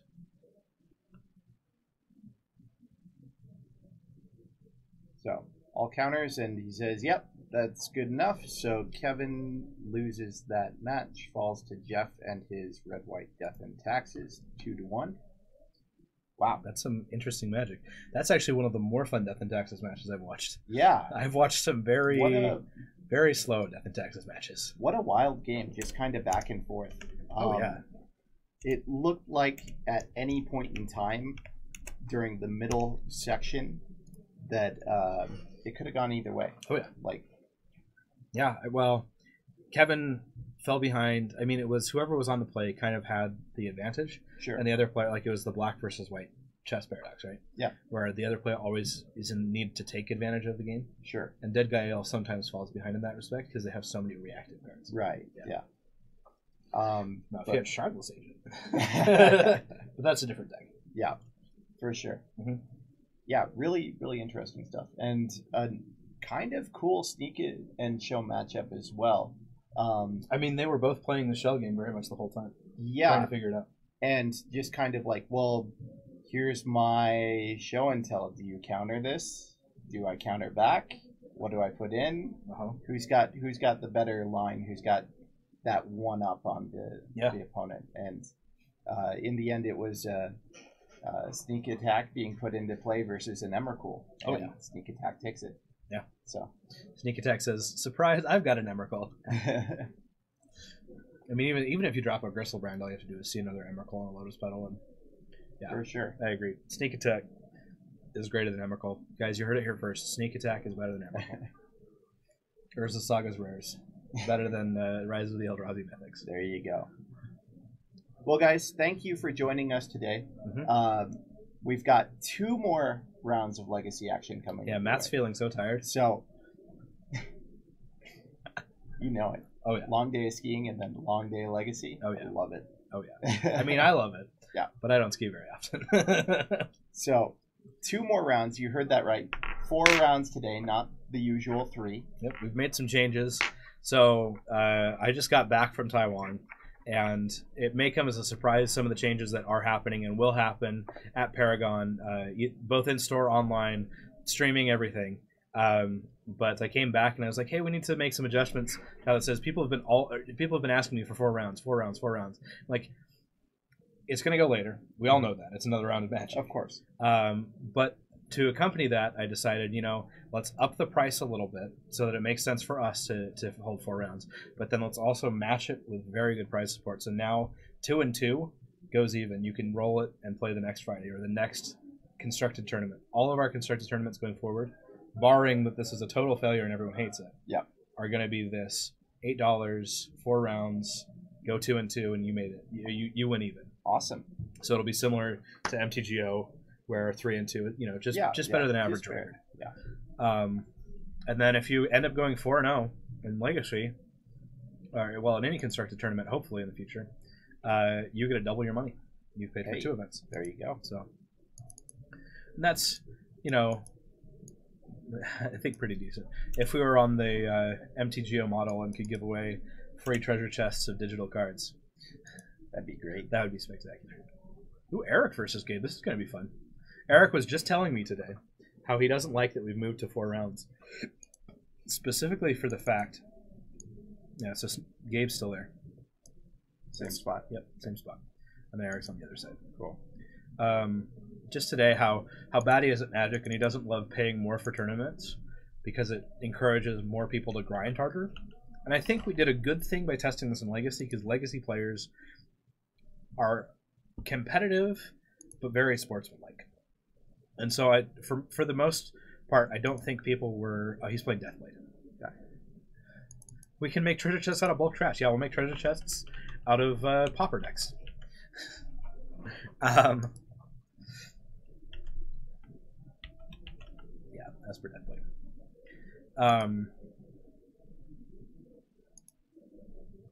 Yeah, and so he's doing well. And, length of tournament on top of the whole grind factor of people becoming more competitive and more grindy is a consideration. And it's certainly something you kind of want to pay attention to. Paul is on land, yeah. So that's been a consideration. I want to watch Eric versus Gabe on this one. Oh, yeah, for sure. Lands versus Death and Taxes is... Yeah, he's Death and Taxes. Yeah. Lands versus Death and Taxes is not my favorite matchup. I'm just going to be straight up with that. And our next round start is going to be 22-20. 22-21. They just flipped. Come on, guys.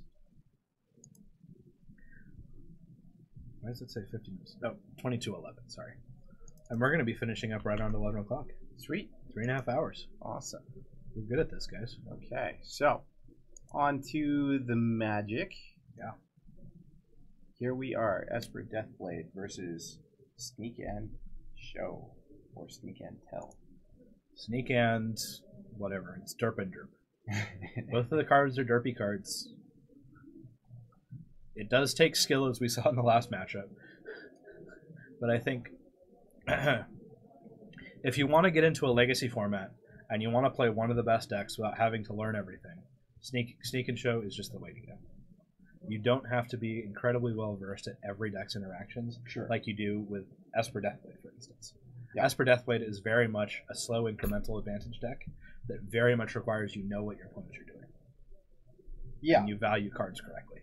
Like, it allows you to play less optimally and still not get as punished. Exactly. So, like, a lot of these decks, like a lot of the Delver decks that you see and stuff like that, if you make one mistake, you're pretty far behind. Yeah. And if you don't know a specific card interaction or what might be in your opponent's deck, or have a good read on how the matchup's supposed to run, you might find yourself buried, either in card advantage or just dead from an interaction that you didn't anticipate. Yeah, as an anecdote for that, every time an opponent on Delver or otherwise has cast a Pithing Needle and named Food Chain, I've always won that match. So, it just goes to show, knowing what the cards do and knowing that Legacy is just one of those formats where if you don't know what's going on, for the most part, they'll be punished. But there are decks that you can kind of get around that by just playing turn 1 and 2 Magic. Reanimator! So here we see a Baleful Strix in play, beating down for 1. Getting in that sweet, sweet damage. And here comes a Stoneforge Mystic. The best card in Legacy. In Gabe's hand, I see a Force of Will. Seems good. And a blue card. That's even better. Force of Will is online. Are we going to see a sneak attack here? Hey, look, another Force of Will. Another Force of Will drawn. Okay. I saw an Emrakul there. What else does Gabe have? I mean, if I'm... Let's see. Eric has, what, 5 cards in hand? 6 with this batter skull, right? And we can see Eric has a force to really just flash it to us. Sure. But Gabe just passes it back. He's not ready to commit to his combo quite yet. And I think that's a scary proposition coming from the sneak attack player, because this just means Eric gets to draw into more stuff that breaks up the combo. Well, I think Gabe's trying to really make sure that the coast is clear, doesn't want to commit to something that might not pan out. I agree. Spend a bunch of resources and then have things just kind of... Right, he essentially has to empty his hand for whatever he's going to do. Right. So I can understand the hesitation in wanting to pull that trigger. I agree. Meanwhile, Batter Skull coming into play and a Germ token attacking in along with Stoneforge Mystic and a lovely Flying Owl. Yeah, 6 damage is a pretty good clock, especially when you're gaining 4 life off of it. Thoughtseize. That's a card. big one. Now, we're going to see Flusterstorm on that. Flusterstorm And says he just lets it go. instead of paying 2, so it looks like he must have something in his hand. Interesting. Yeah. I think if I was Eric, I'd be very tempted to just pay for that Flusterstorm.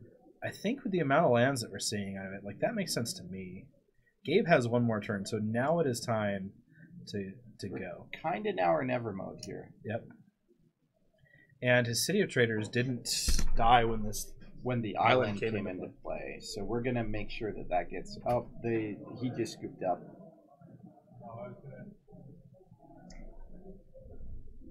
So Eric takes that game 1-0.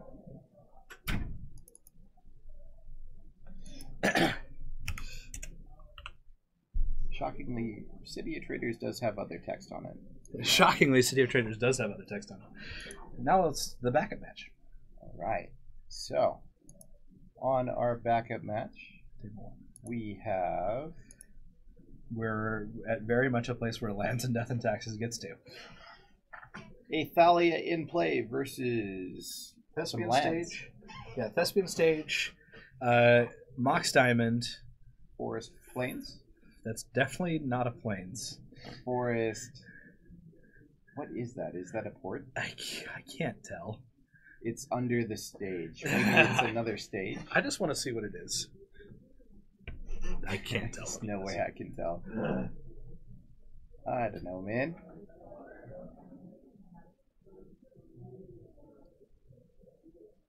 Okay, it is a port. I just wanted to see what it was. It is a port. Yeah, it's Rashad. Okay. It's like almost looks like a port. I'd imagine stage is copying port.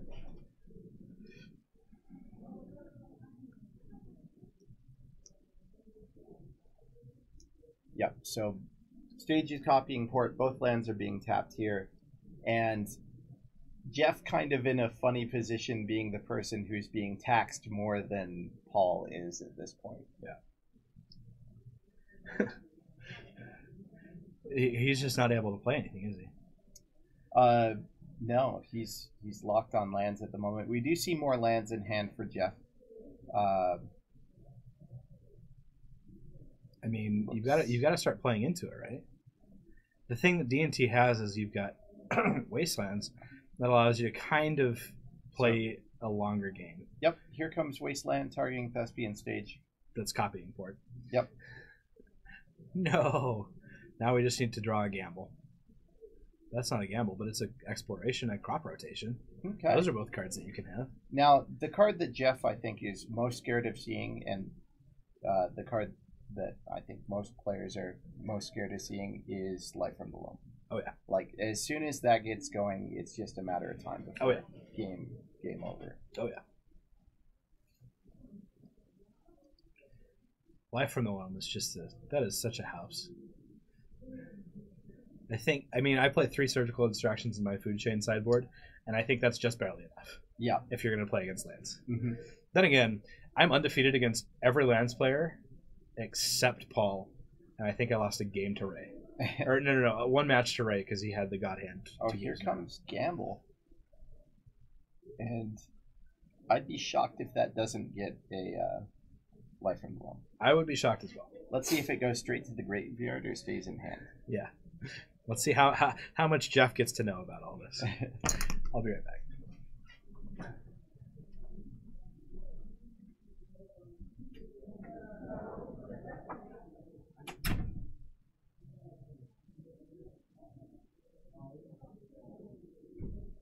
All right.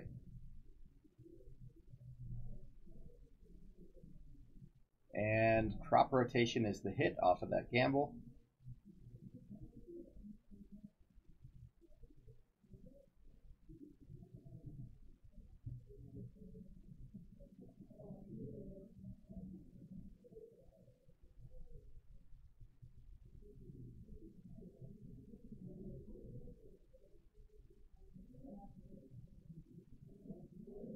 Valia doing some damage. Third land and pass.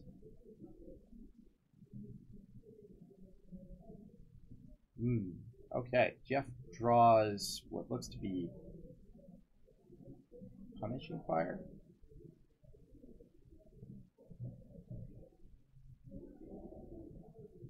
Excuse me.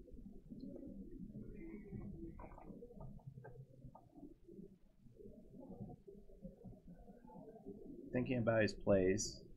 Just passes the turn back.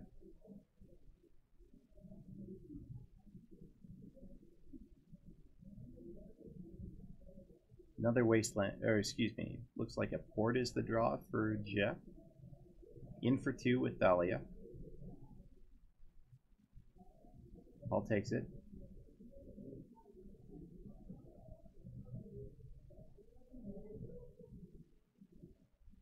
Down comes a cavern.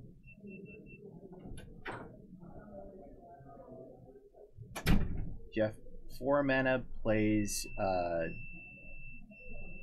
Jailer and becomes a Monarch.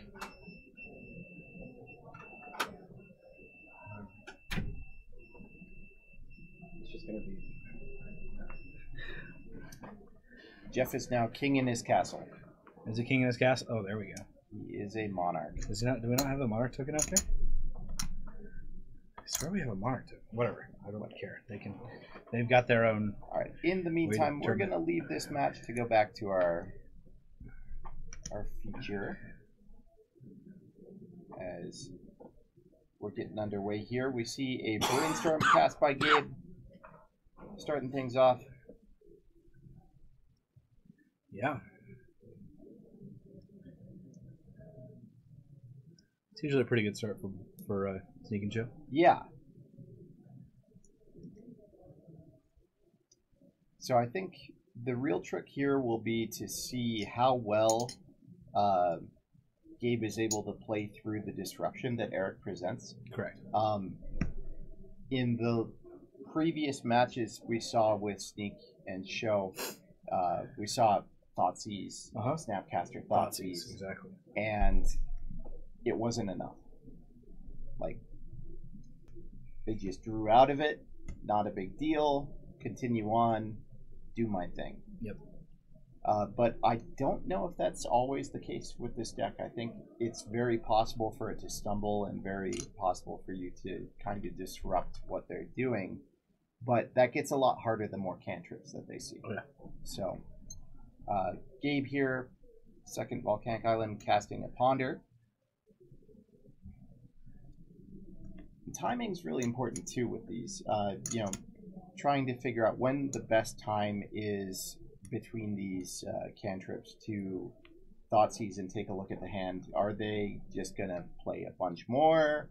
Is this kind of what their hand is looking like? Am I gonna get comboed out before I have a chance to disrupt them? Exactly. It's very, very important to have the right timing there. Oh yeah. Well, it's like, yeah. You hit at the wrong time, and they just draw off top of the deck and go to the next turn. It's like when you're playing against Storm, right? Yeah. That's the biggest thing that's hard for me is, I just must be really bad at timing my discard spells. Or knowing what to counter. Because sometimes it is right to just counter the Brainstorm so that you can get in disrupt. Sure. What is a Deathrite Shaman? Yep. Deathrite Shaman in play. That's a clock. It's a clock. It's also acceleration. We see a Preordain from Gabe. Now, Preordain as a cantrip. What's your rating of cantrips? What's the top cantrip in Magic? It depends on what you're going for. Okay. If you're going to look at cards, I think Ponder's pretty far up there. Okay. Brainstorm is pretty far up there too, but for Brainstorm to be most effective, you need fetch lands. Yeah. Ancestral Recall. Jorgensen. It's always top cantrip. Yeah. Ancestral, yeah. I didn't say draw spell, I said cantrip. Cantrip. Cantrip is a card that replaces itself. It says draw a card. I want to go with Ponder. Okay. I think that's my assessment as well. Yeah. Ponder is probably the best cantrip, but it's at sorcery speed. Yeah. It makes it tough to top Brainstorm in most cases when you have fetch lands. For sure. Yeah. But if you were just playing islands, yeah, and a cantrip, you want Ponder. Like, if you were trying to figure out like what's the best deck between like a deck that plays like all islands and like can only play Preordain or Ponder or Brainstorm, I think Ponder wins. See, our Jorgensen's now taking me out on a technicality. It does say draw 3 cards, but then it says put 2 back, so it only actually draws you 1. Then 2 more instead of sorting or something like that. Oh, they got me. Chat. Just on top of it. Can't get anything past them.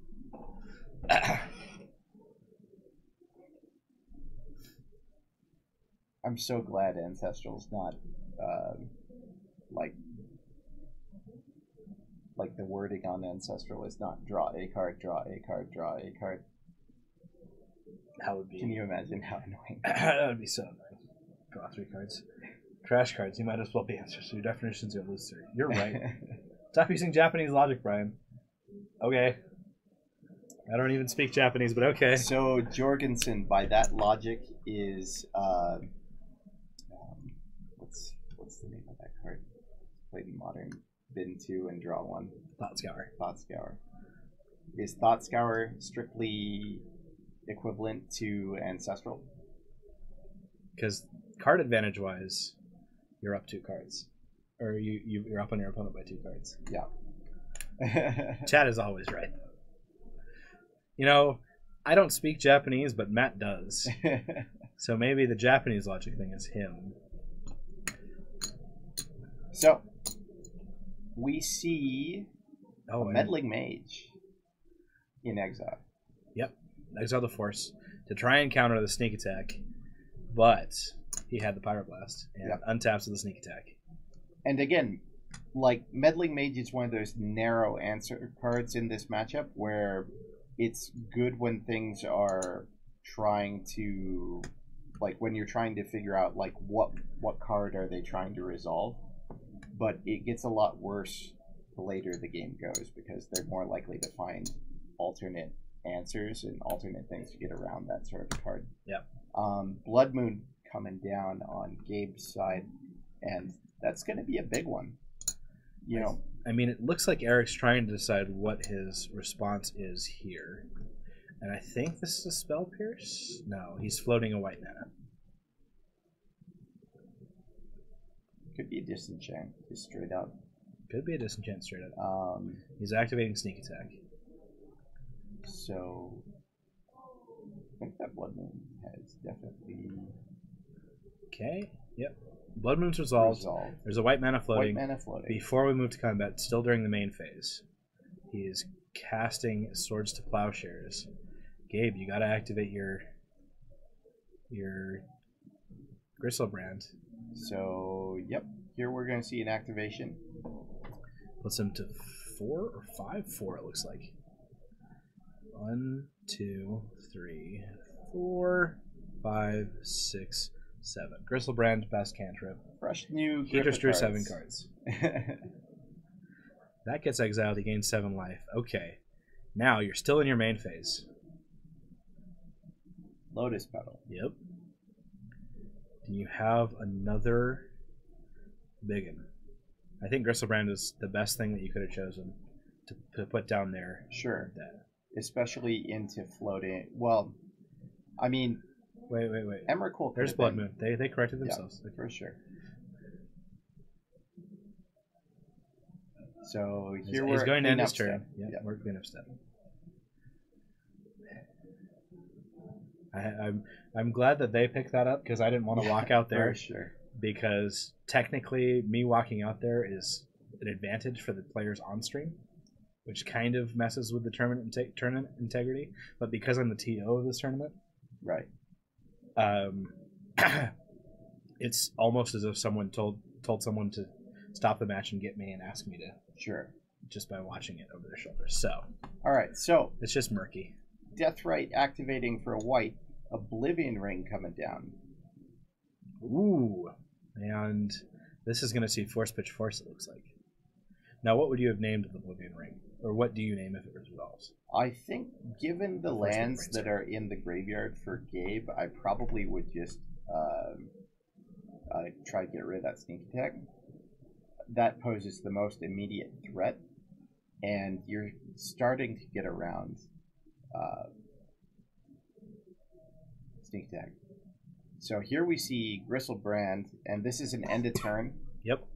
So that's going to stay around for the turn. Yep.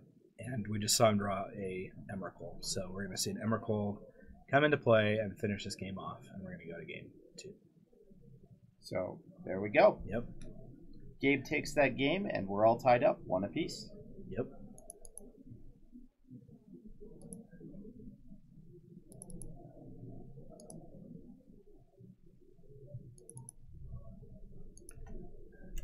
What a game we've got here.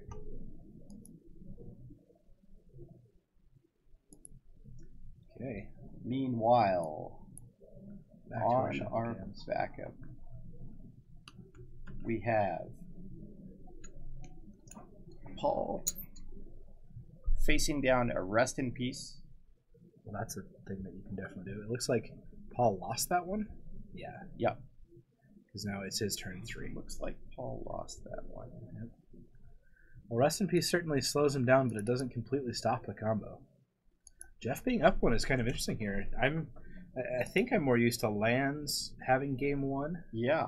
But certainly an interesting game state we got here too.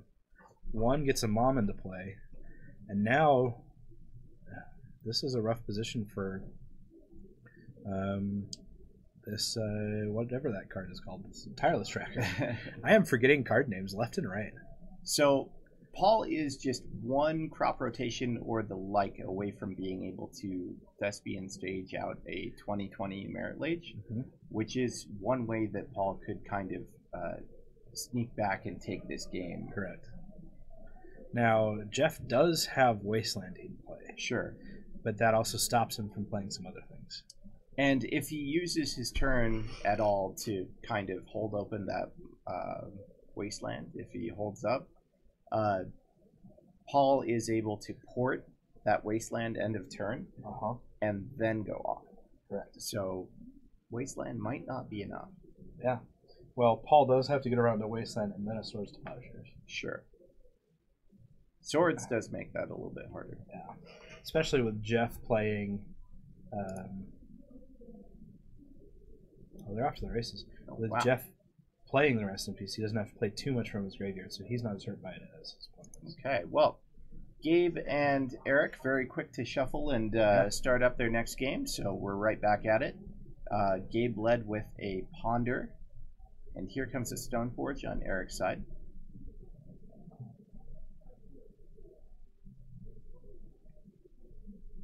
I feel like that's a good start, but the thing is with Show and Tell, like, Gabe just has so much potential to come out of nowhere and win. Sure. Yeah. Like, this could easily be a turn to Show and Tell into win. Absolutely. Yeah. Adventure is out there. Yeah. Yep. Gabe playing it a lot slower, unable to see his hand and see what he's working with, but he plays a Scalding Tarn. Okay, it looks like we got a Preordain coming. I think that's what he had. Yep, Preordain on the edge of his hand. We can't quite see land sneak attack. So I don't know what he's planning entirely, but I think you draw the sneak attack. So, kind of an interesting thing here, because Gabe sequenced Did he not draw his card? scrying without fetching. I don't believe he drew his card off the preordain. I'm not going to change it. Don't think that he did either. Now he's going to fetch away. Okay. I'll tell him after the match.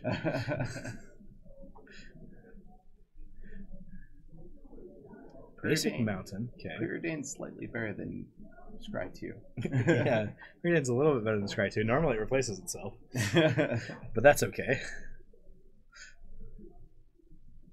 I think he just realized then that it's like, maybe, I don't know. See, if I'm Eric here, I'm going to wasteland his blue source. Yeah, definitely. I think it's. I think we're not playing games. That's not. It's not a question. I think. Yeah, I like that. He's probably going for a basic island right here, because it looks like Gabe's setting up for. Well, I guess not. It looked to me like Gabe was setting up for a blood moon. That's very much what that hand looks like. So here comes an Inquisition, and I think that's why Eric's deciding not to fetch basic. He's saying I can get rid of a blood moon if that's what you have in your hand. Yep. I've also got a batter skull. Yep. That means I can possibly race you. Yep. If you do land a blood moon. Yeah. He may be saying, "Oh, I can handle anything, but really a sneak attack right here, unless he's gonna force a will in his hand." Well, so it looks like he's got some interaction. And now we get to kind of take a look and see whether that wasteland is going to be good or not. Okay. Right. Yeah, well. So we see the Gristlebrand and a sneak attack. We also see a show and tell, which gets taken. Pyroblast, Ponder, and 2 lands are the cards in hand for Gabe. Don't you just wasteland there? I think. Well, so he's going to get a sneak attack into play. Oh, he just do a force of will. Jeez. I think it depends on what's in Eric's hand. This to me kind of signifies that he has an answer, or he's trying to bluff an answer. Yeah. And if you are able to wait a turn, it's much better because you're able to put a batter skull into play and then have a clock. Ooh. And Gabe gets scared by the bluff there. Yeah. That was really good. Well, I don't think it's totally a bluff from Eric. I know he has a force of will in his hand. Certainly not a complete bluff. No. And it really depends on what's in Eric's hand. He is kind of shuffling around pretty quickly. I know we have a batter skull. I know we have a force of will and a blue card. I know those are in his hand. Mm-hmm. I don't know what the rest of his hand is, though.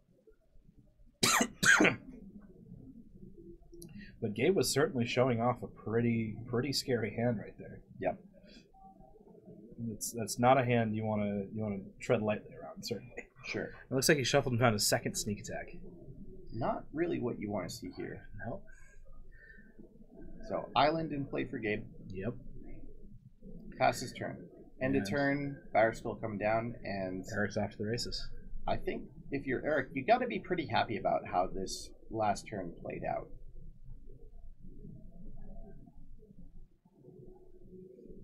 Well, in the lands matchup, there is a Merit Lage in play. There is. So something happened, and it doesn't look like there are any cards that are really stopping that Merit Lage. And there's 2 clues as well for Paul, so he's got some room to go. Mm-hmm. Just trying to fade a. Oh, but here comes a Recruiter of the Guard. That's going to get a Flicker Wisp. Yep, so. and come out of the vial. Yeah, it's pretty good. Ooh, now we've got a Meddling Mage. So, Gabe has to counter this. And he does have a Pyroblast. I'm not sure if he got a second blue card. No, it doesn't look like he got a second blue card. So he has to Pyroblast it. Yep. And that means that Eric, I guess, is going to let that resolve. Now it's time to Wasteland, I want to say. I think you just have to go for it. Well, Eric's choosing not to. Okay. QC wants to know if we've spelled Eric correctly, and I believe we have. Yes, that is his name. It's Eric with an A. So he can come at the front of the alphabet, and not the 5th letter of the alphabet. Mm-hmm. pretty sure that is entirely his parents' reason for it. Okay, let me see. 1, 2, 3, 4. So this is going to be Cast Sync Deck. Snake Deck. Okay. Let me And see. Force Pitch Turn Name Nemesis. Flusterstorm. And Oh man. wow. So Yeah, the good news is that does tap out Gabe for the turn. it's true. So we've If- got one extra turn to kind of go through, but it's looking like this Wasteland was really kind of an important thing to do last turn. I agree. If I were Eric, I would have protected that Meddling Mage. I think that was the more important card to Force of Will and protect. But I know that he thinks Gabe potentially has blue card Force of Will or something to stop him. Or even just more Pyroblasts in the card. True. The card wouldn't have survived anyways. I think he just drew a Sword Splash. Oh, he's got a Sword Splashers and he might have 2. Or is that a Stoneforge Sword Splashers? I think you just have to get in, and then Swords to Plowshares, the Gristlebrand that you know is in your opponent's hand.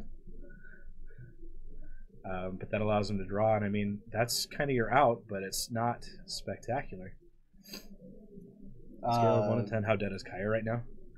I know he's feeling relatively very sick. Yeah. Relatively very sick. He couldn't barely talk yesterday.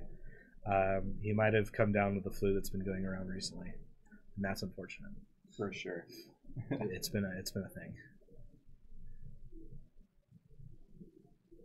Hopefully Kyra will recover quickly, but I agree. we'll see. Flu that's been going around this year has been a nasty one. Oh yeah, Really nasty one. yeah. Solid 8. I'd say on a scale of 1 to dead, he is sick in bed. Definitely that. One more thing. Can we see Bryce lose on cam?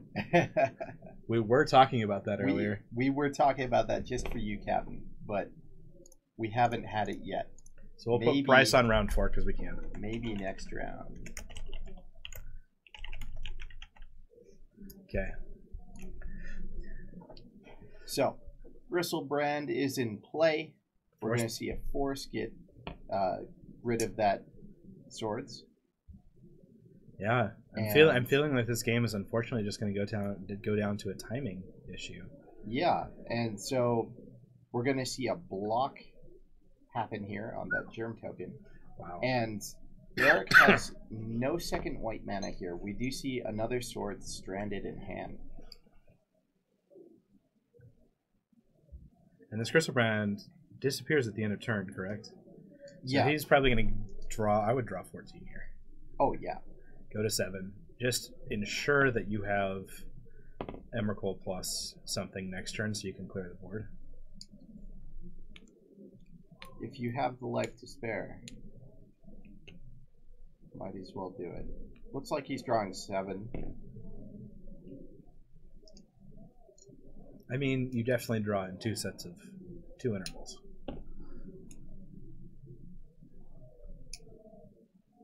Where's the Deathrite Shaman? Yep. Oh no, Gabe's at 7. I think Gabe is at 7, so unable to draw that second 7. Interesting. They should have gained 7 off the block, right? Yeah, I think he was at Oh, he might have 7 been at before. 7. Yeah. Off of these batter skill attacks. Makes sense. Yeah. Okay. Taps for 2. Plays land. Definitely didn't miss his trigger that time. He's at 7. You probably want to draw. That's just me. I'm that special. You're right, Captain Kisu. Oh. Paul's picking up his playmat, so it looks like Jeff. I believe Jeff took that match. I think. He's able to take down that Merit Lage with the Flicker Wisp and Yeah. just ended up. Edit? Edit. Thanks for the follow. I think that's edit? I can't. I'm not a doctor. Yet. A digit. A digit. Exit. Thanks for the follow. We do appreciate it. Thank you for becoming part of Paragon City's Yeah. Yes. He's a heroes. He's not a hero yet. Oh, that's right. No, he's a sidekick. Sidekick. Yep, he's a hero once he subscribes. We'll get you there.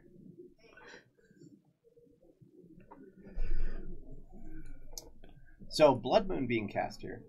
Oh, yeah. Blood Moon, and then we had a Gristbrand activation and attack. Yep. Now, the game's still not over, but gaining 7 life a turn is a thing that can happen. Well, and Gabe, with all this card draw, has not found a way to really close out the game. Blood Moon does a good job of shutting off Eric's answers. Yes. Which should be enough to draw him at least one more turn here. Fortunately for Eric, there is a Death Wretch on in play. Sure. That allows him a little bit more wiggle. Definitely. So that he can wiggle, yeah. No. Oh. But we were just going with the LMFAO things all night, so I had to.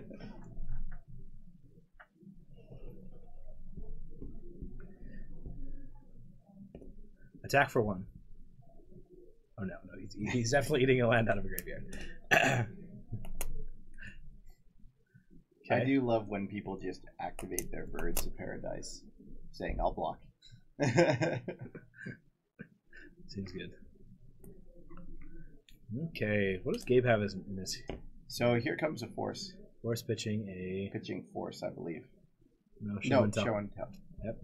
That means Gabe has a second Force in hand. I believe I saw 2 earlier. Wow. Well, Eskimo Rage is in here, and he says shouldn't.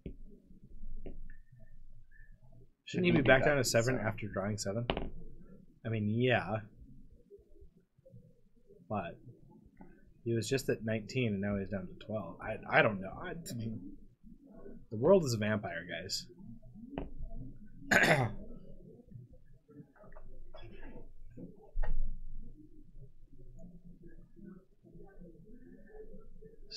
So that's another mountain. Mountain in play. Here comes that Emrakul, and that's enough for the game. So wiggle, wiggle, wiggle, wiggle, wiggle. Yeah. Well, that's the round. That is the round. So Gabe takes that round 2-1. I mean, that was some incredible. Oh, that's wrong. Well, we'll change it anyways. Yeah. Go to round 4, guys. That is not the end of our coverage tonight. Yeah, stay tuned. We have one more whole round of legacy action coming your way. Brian can't take it. I can't take it. I'm gonna die. But not anytime soon. I'm just introducing the existential threat of death. Don't die. It's hard to explain. There's also a lot of paperwork. It is a lot of paperwork. I don't want to do paperwork. I mean, you wouldn't have to do most of it. Yeah, but then the police come, and then there's like questions. Like, yep. Why did he die? You were right next to him. Yep. Like, you know, they want an alibi, and like. I know, Paul. I'm sorry for Eric too. So that was a rough match for you, Paul. Just Jeff had it all. What's worse for you guys? Fighting Sneak and Show or Reanimator? Getting run over by him doesn't feel so much fun. For Food Chain, it's definitely Sneak and Show. Sneak and Show is one of the hardest matchups for Food Chain outside of like a lot of the other combo decks that are faster than it. Reanimator is relatively easy for Food Chain because you play Death Threat Shamans and they're like, oh, I'm gonna get a Crystal Brown. You're like, okay, cool. You know, Ballista kill you. I was playing against Reanimator online the other day, and I was absolutely shocked by how aggressively they're able to mulligan and still be an effective deck. Like, I mean, I think what they every need game, literally Lotus Petal, land, Entomb, Reanimate, and they've got a turn 1. Yeah, I think every game I played against them, they were able to mull down pretty much to like 5 or 4 and still have a turn 2. That's like, yeah. And Sneak and Show isn't that resilient. But it can mulligan relatively well. Yeah. Yeah. It needs 4 cards to turn 1. Only needs 3 cards to turn 2. Yeah. So very resilient. Yeah. Well, and then I mean, if you just want one anti-hate card or one, like, that's not too much to ask for. And like in the black-red builds, Chancellor is just annoying. Like, yeah. It's so annoying. Like, well, and this is so Captain QC says land writ, whatever. Like, you can go land writ, land lotus. Like, there's all sorts of things. You can go lotus writ. Like, oh yeah, there's so many combinations. That's 12 different cards for sure. Yeah. That you only need to have any 2 of. Yep. Yeah. I mean, Rit isn't good enough, but Lotus is fine. Land is still fine for a turn 2. Yeah, it's like for sure.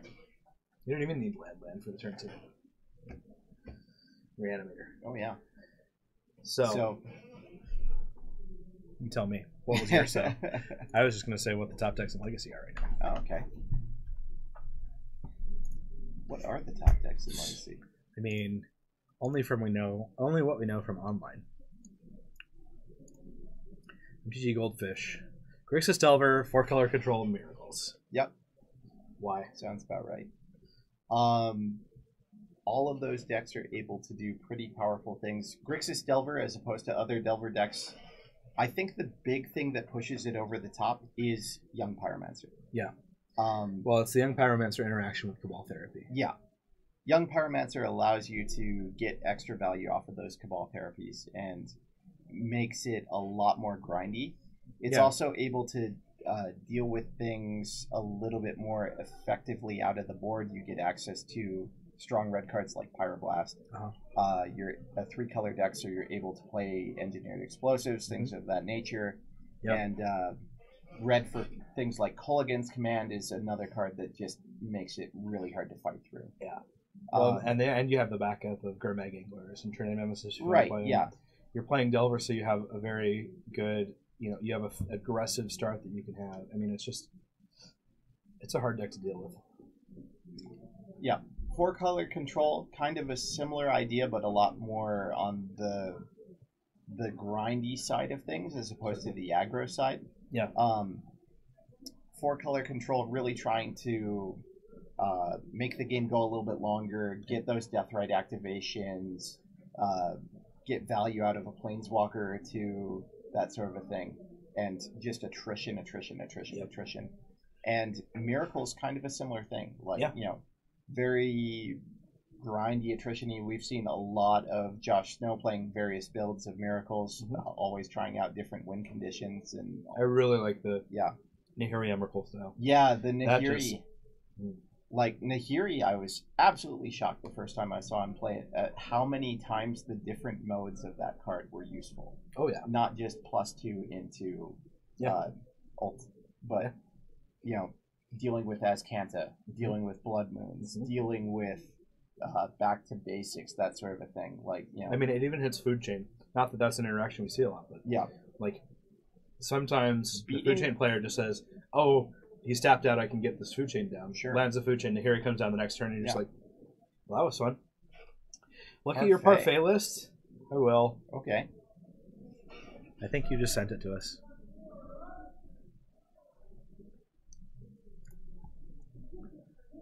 I think we've got some pairings for the final round. Yeah. We even started at 10:04, guys. We're going to get out before 11 o'clock. Let's see. So 10:54. It doesn't look like we'll have a Bryce on camera. Is this the matchup? I think so.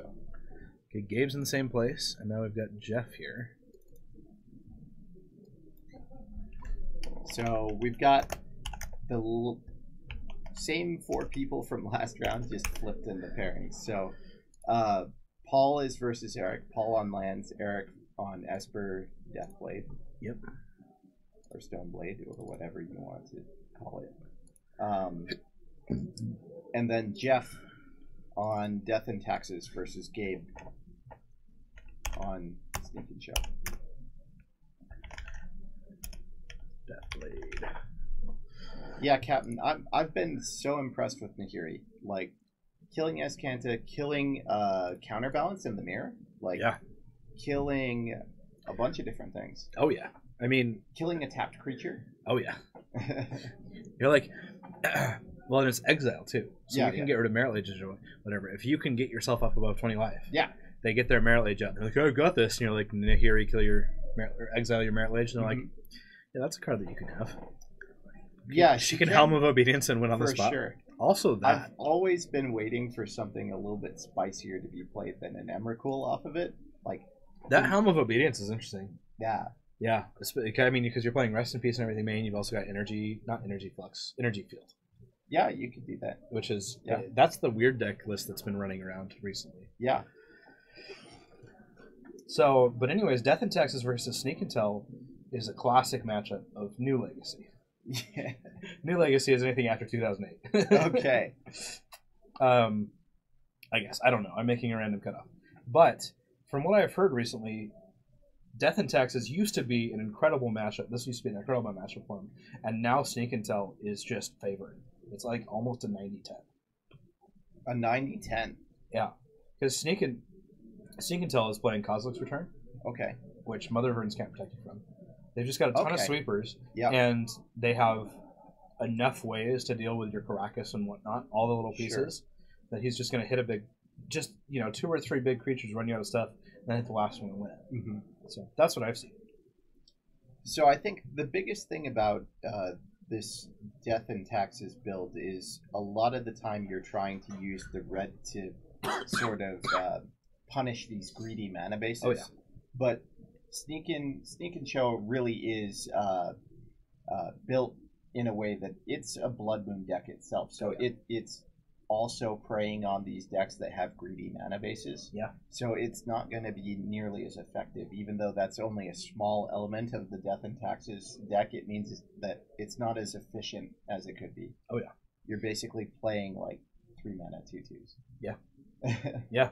You get a lot less of the interaction, and once you start losing your white sources, and once you start losing your mana denial, like, you're just outclassed by 7/7s and 15/15s. Exactly, QC. Yeah, the red DNT, it's probably a little stronger against Sneak and Tell. Yeah. But I think we were talking earlier about how, before we came into the stream, we were talking about how Death and Taxes isn't seeing really that much play in the meta. And I think part of it is that Miracles is still around and it's a natural predator of it. Mm-hmm. And Sneak and Tell, whatever, is it's just a good matchup for them now, and Death and Taxes has lost some of its priority. Sure.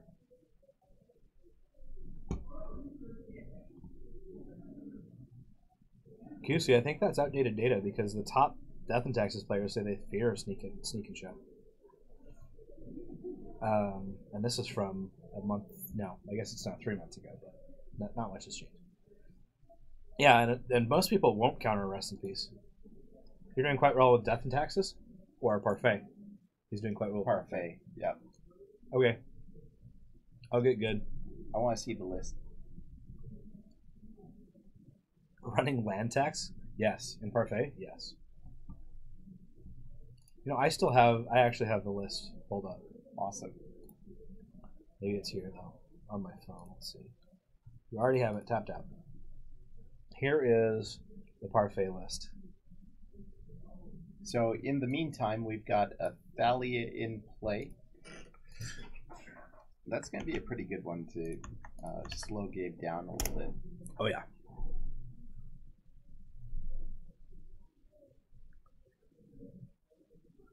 I don't know. Every time I've played Snake Attack versus Death and Taxes, I've won. And I've played against it 3 times online out of 2 leagues. Okay. So I'm undefeated against Death and Taxes. And anecdotal, but as far as I know, it's the other way. But yeah, I agree. 3 Caracas, Flickeros, Revokers, Thalias, like, all those cards are great against it. But you'd still have to get through. They are, though. Revoker doesn't resolve, gets Force-a-Willed. Pitching an Omniscience. Omniscience is like literally the only card you need to keep against Sneak or Death and Taxes. I don't think forcing that is correct. It kind of depends on what Gabe has. I mean, it does, but I don't think you need to worry about protecting your Sneak Attack. I mean, maybe he's thinking about protecting his Sneak Attack, or maybe he's trying to keep the Lotus Petal alive. He might. But like, I think you don't need to name Gristlebrand because you have a Caracas in play. Like, I don't know. I think the Omniscience is just the card you need to hold on to. But far be it from me. I am not the aficionado. I know you're still waiting for me to showcase a QC. I'm so sorry. I'll get to it. I swear. You like control decks, but you hate blue-white, so it's overdone. Or it's overdone. Everyone plays the same thing, so I needed something different. Yeah. I mean, the deck looks sweet.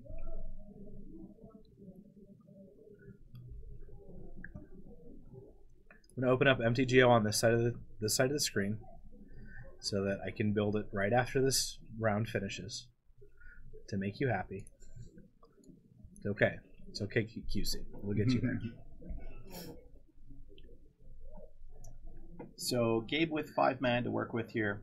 Going to take 2 off an Ancient Tomb activation. 1, 2, using 3, 4 of it. Cracking the pedal for... not cracking the pedal. You have to crack the pedal. You have the to crack the pedal. There we go. I'm not sure Okay. what the... Cracked pedal. Pass turn for sneak attack. Yep. I mean, there's still a Caracas on the other side of the board. There is, you're still able to activate Bristlebrand, but it's unlikely that you're going to be able to get past this Caracas without a Blood Moon, something like that. I think at this point Jeff is in control of this match, and it's time to go to game 2 and for game to sideboard in some of his outrageously good cards. On the backup match, Eric is playing around is got an Excavation on the other side of the board, and he's got 2 basics and a Wasteland. It seems like that's to do with the Ghost Quarter, and a Punishing Fire is kill a Deathrite Shaman. So that's a slow game going on in the back. Both of these are actually kind of slow games. Methodical. They're methodical games. Thalia does a really good job of slowing down decks that want to cast cantrips all the time. Oh, yeah. Oh, my cantrip now costs 2? That's okay. Okay. There's Gristlebrand. Regeneration is irrelevant in Legacy anyways. Yep. It's virtually irrelevant. Anything that can regenerate now has Indestructible. For sure. So, I don't know, if I'm Gabe, you've got to you've got to draw cards off of Gristlebrand first. Okay. To see if you can get an Emrakul. And be able to attack kind with of overload the Caracas. Yeah, overload the Caracas.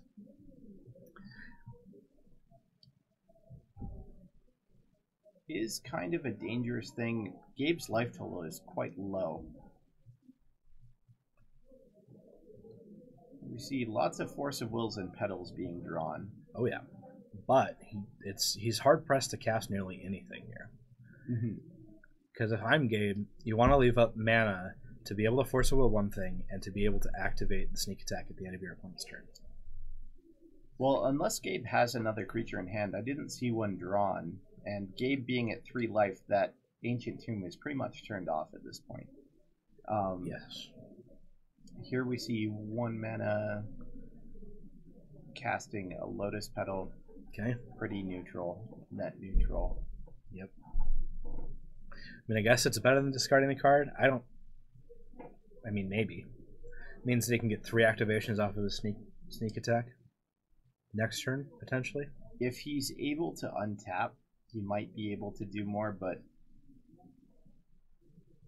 he's in a tough position. Certainly, Jeff has really put a damper on how this game is going. If you play the first petal, I think you should play the second petal. Well, so I see why he did it, because he turned his blue land now into any color. Yeah. So this means he can have 2 sneak attack activations, which means the Caracas is virtually useless.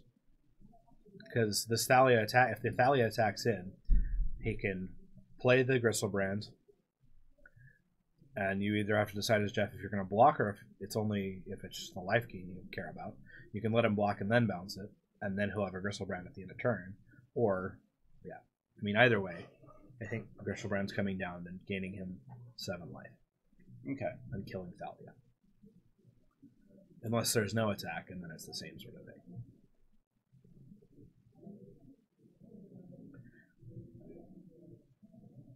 Also, Wasteland? Wasteland looks to be the draw. Yep.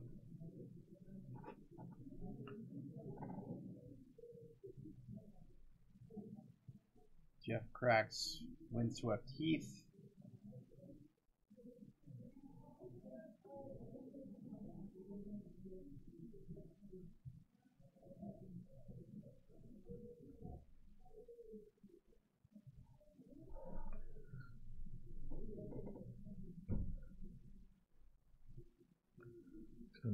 So we got a red source. What's the play, Jeff? So 2 mana for the Daredevil. Daredevil. Can't be countered. Okay, what are we gonna draw? I guess what are we gonna draw? What are we gonna cast? We're gonna cast a cantrip. That's what we're gonna do. Daredevil for a ponder seems fine. Something like that. H.C. Fox says red in taxes. Yes, it's absolutely red in taxes.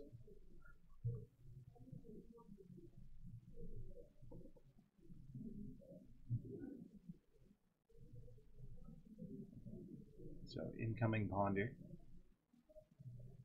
We're gonna shuffle those in and look for a new card. Okay.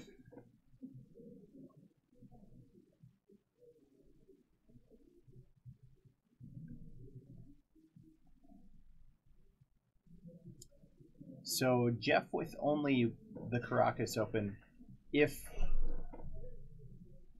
Gabe waits until end of turn, where he'll presumably be going to one off of Athalia. Why is he all tapped out now? He cast a. Shouldn't he have only tapped one land? No, there's Athalia in play. So a ponder? Yeah. Oh, you have to cast the card. You have to cast the card. I forgot. I forgot that it wasn't just a free card out of your opponent's graveyard. No. So, if Thalia attacks... Oh.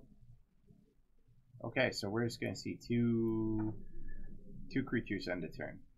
I believe that's what's going on.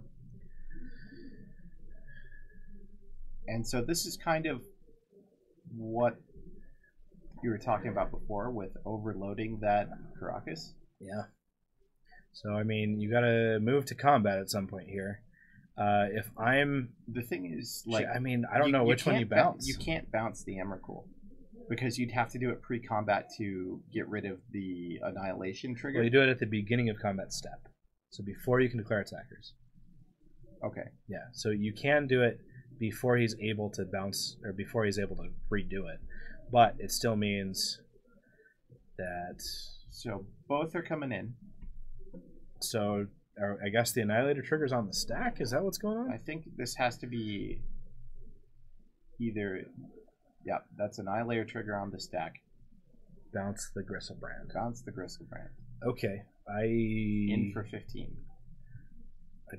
I don't agree with that line, but okay. I mean, if Jeff has, like... Land Swords to Plowshares in his hand, maybe, but like all of a sudden, I mean, the overload. See, this is why Death and Taxes has an issue, is this overload right here. Yeah. And I think sacrificing all your permanents is just not worth it.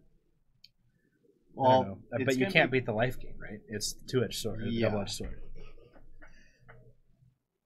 Being at 3 life isn't really going to matter here. Like, there's no way that you're going to catch Gabe without a way to get that Gristlebrand in, so like attacking in's not gonna be... The only thing is if Jeff has a Caracas in his hand. If he has a Caracas in his hand, this is like the ultimate bait. Yeah. So you've got 3 cards. I don't see a Caracas. Could be. I mean, it also means that Jeff has to find another answer besides Gristlebrand to finish this, if the things go right. But Jeff just picks it up. Jeff picks it up. Gabe takes that first game. Okay, and we've got a very intense match back here.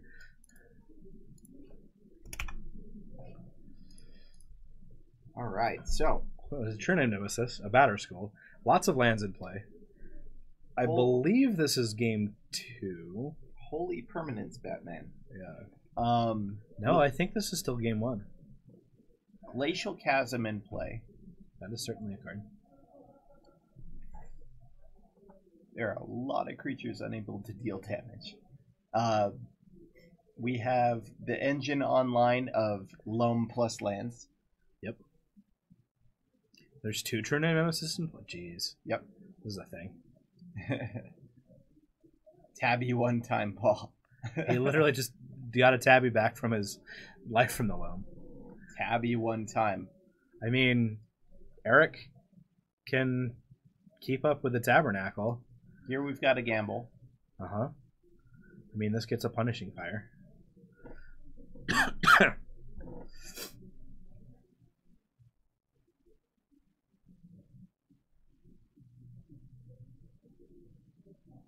What do we get? Found a ghost quarter. Well, hooray.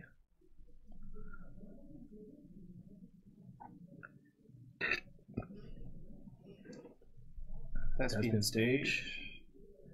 Well, he's got now a way to get his glacial chasm back. And gamble again. But Paul still has to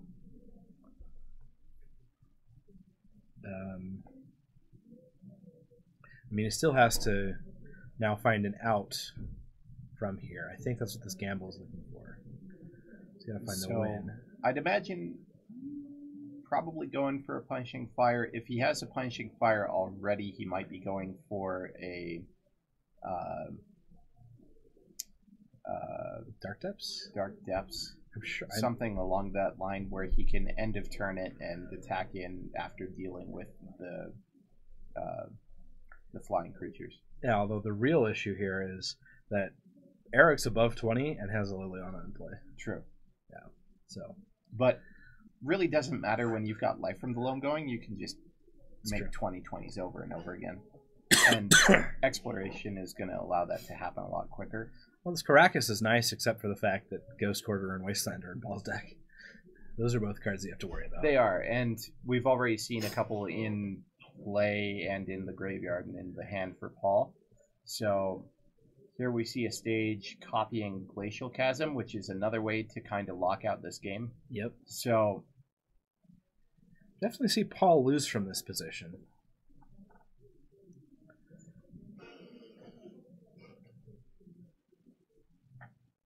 I think at this point, Eric has to be looking for something to deal with a lot of different things. Like Liliana keeps ticking up, which does put Paul on a little bit of a clock, but Punishing Fire we see in the graveyard as well. That's able to kind of keep that Liliana from ulting. Yep. So without something along the lines of a surgical extraction, this is going to be very hard for Eric to fight through.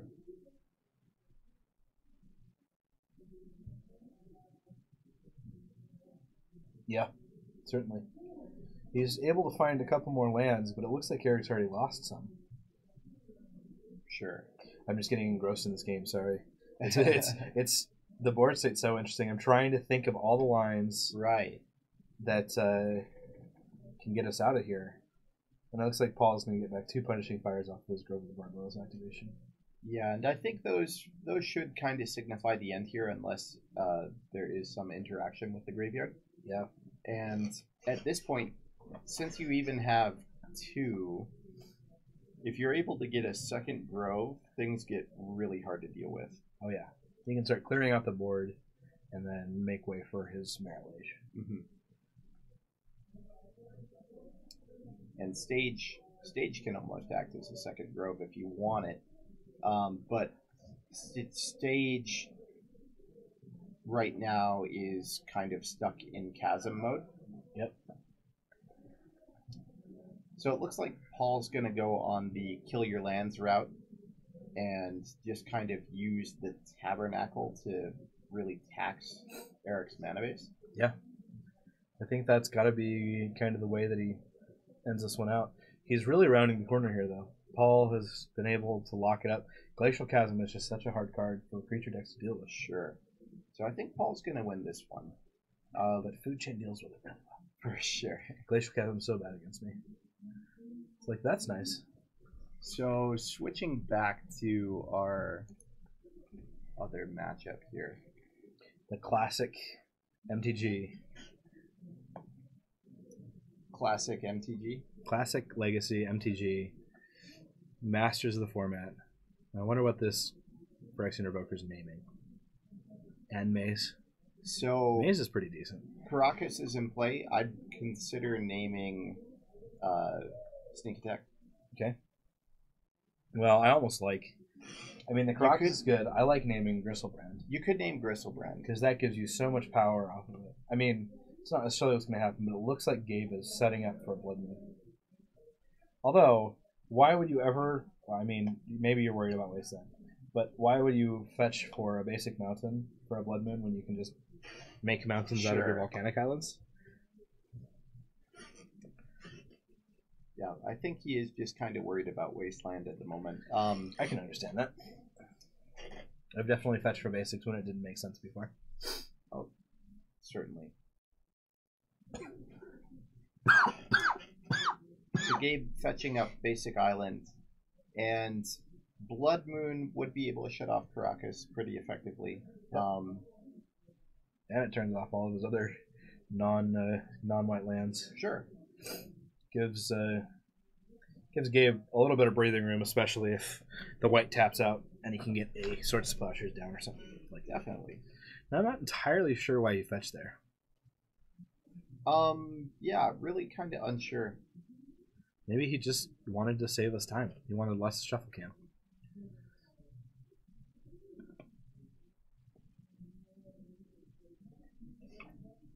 In comes Thalia. Yep.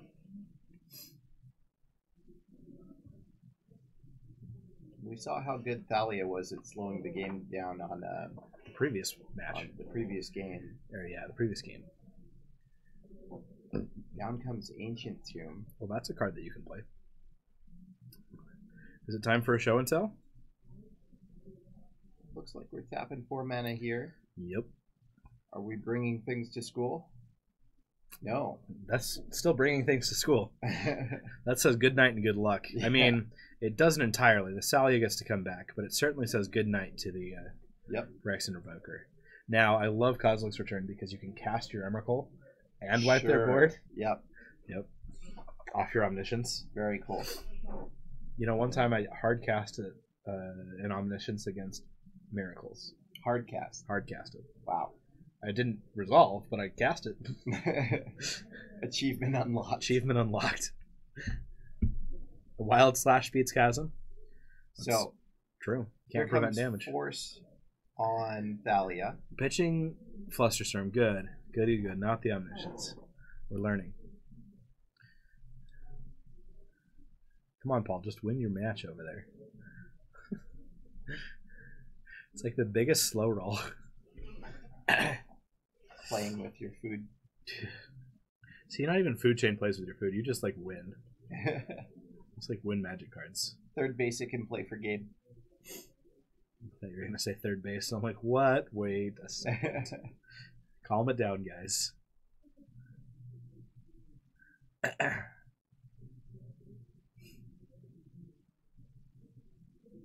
What happened to the... Wild Slash beats Chasm, just saying. Yeah, and Maze. What happened to the thing? The Ancient Tomb? Yeah. Why is there no Ancient Tomb? They get wastelanded? I guess it looks like it got wastelanded. I think it got wastelanded. And then he replaced it with a new wasteland. Yeah. So, Stoneforge gets sword. Yep. Pretty good when you got a sword that says protection from your deck, but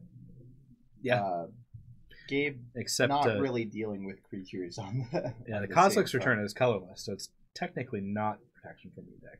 True, but +2/+2 does a good job. It usually does a pretty good job when someone's trying to Pyroclasm. Yeah, but luckily Kozilek's Return is instant speed, so if he has it at the right time, he can interact with that sword profitably. But Gabe is in a tough spot.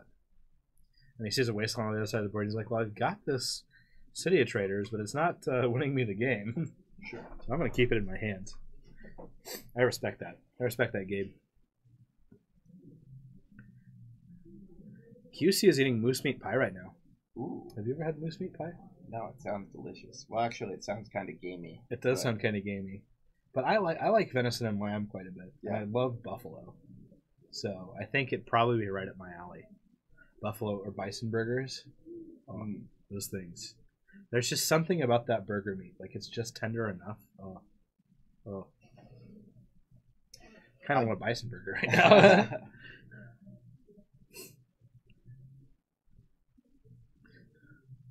Paul still hasn't won. He hasn't Meryl Agent played, though. I feel like that's pretty good. Eric is down to 5 life. He's up to 5 now. But these 2 punishing fires are probably going to deal. Moose is delish. I prefer caribou. Caribou. Yeah. I haven't had caribou either. It's probably similar to venison. Aurochs, best burger meat. What's an auroch? It's I'm just gonna Google it. It's a creature from like Cold Snap.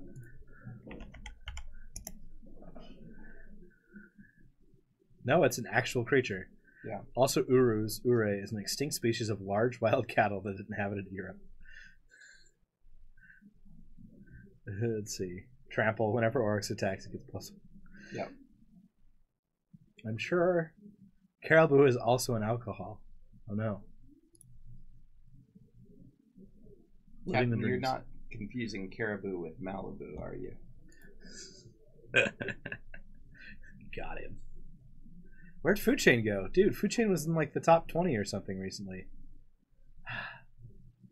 Get on it. I posted 2. I got 2 lists. Oh, there it is. Never mind. I found it. Tips. Generate the white red taxes. I got 2 lists on here. You get on it. So Gabe has a sneak attack in play. Yep. And it looks like another Kozilek's return in hand. Also true. He's still facing down that Caracas. Looks like he might have an Emrakul in hand as well. But Legacy Pillar on board is what won you your wife? Legacy Pillar on board. No. He's saying, Captain, you and I can caribou anytime. That's what won me. Wow. Oh, apparently NPR did a report on how Muskox is good. Let's see. Lonely horse on the cliff hangs head in shame as he can't make the blue manas. A love for caribou range. Good old plateau, right?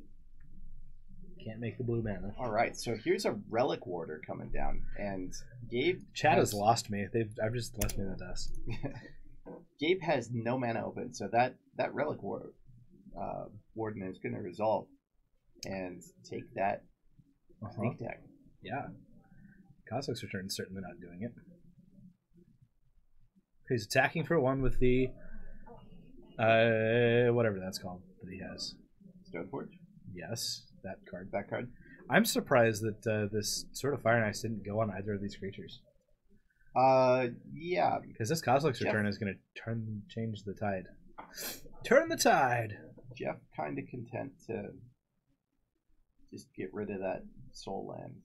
I mean, if I'm Gabe, that has to be a Cosmic's Return right there. Gabe has or to you be have looking to have for the another land. red source. Okay, I can see that. But right now, I mean, Yeah. Only time Revised Plateau is good is when you begin the game with Cavern on Horse. Shows how serious you are. I mean, well, I guess it's okay for Gabe to wait for this Sword of Fire and Ice to be put on something and respond with the Cosmic's Return. But Cosmic's Return is just the name of the game. So you got to respond now here. You got to go for it here. Nope, he missed it. And you see, he looks at his Cosmic's Return and is like, okay, he's got it right there at the front of his hand. Yep. How do you miss that interaction? Whoa, are we doing one now? Why now?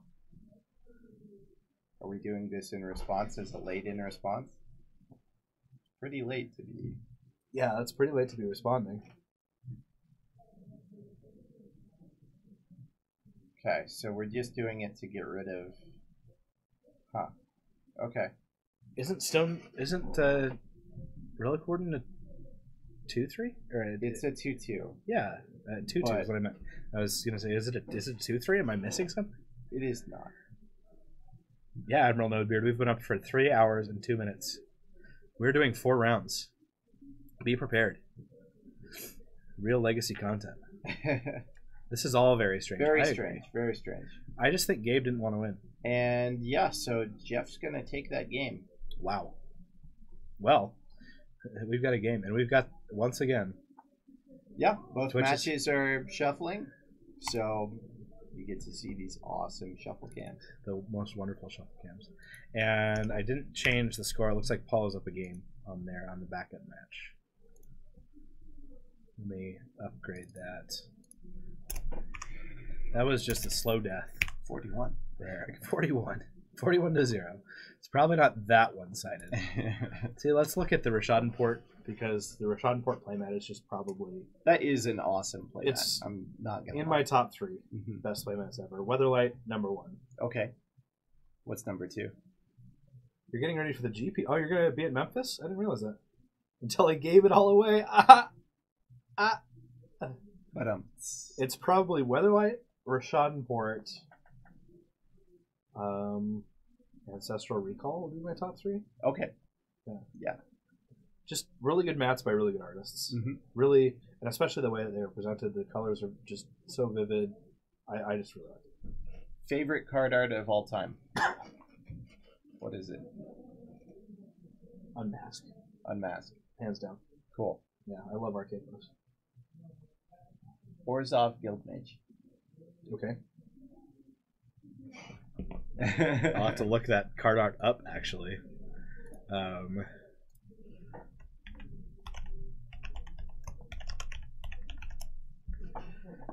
Yeah, that's solid. I always wanted to play with that art on it. Especially in this frame. Yeah, with the old frame. Oh, the Guild Patch frame. Yeah. Jack Lively, best card art in all of Magic. Halls of Mist. Halls of Mist. Oh, Admiral Nobeard is going for a day at Memphis, but he's going to play all 3 Legacy events. Let's start at Stasis, Clownstown. Did Nate bring Hollowvine tonight? I didn't see Nate show up, so I don't believe he brought Hollowvine.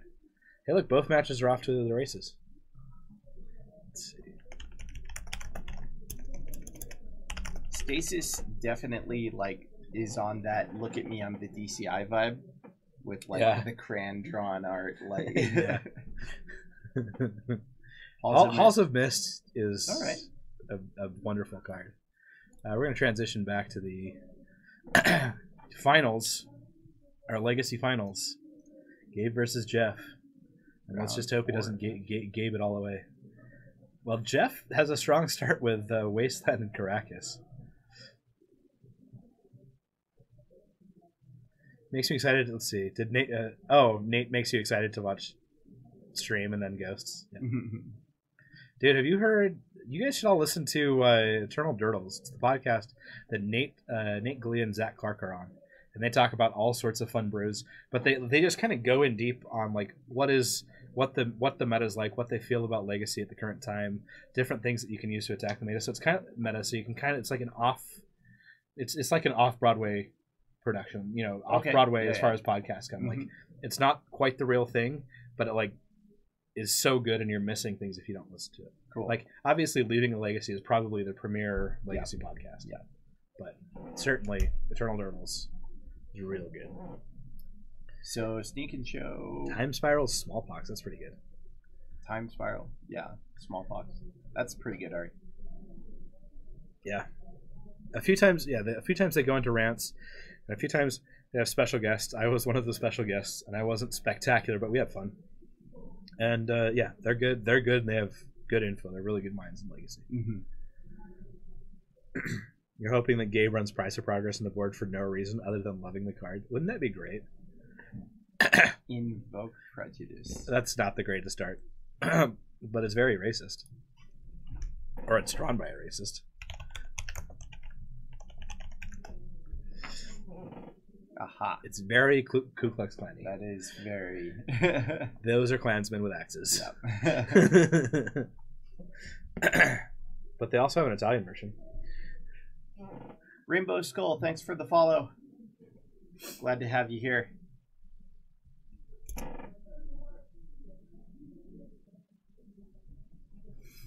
Okay. So we've got Sneak Attack in play. I feel like he untapped with a Sneak Attack in play. We have a Caracas on the other side. Yep, but there's 2 mountains for Gabe. There are 2 mountains for This Gabe. could be an overload right here.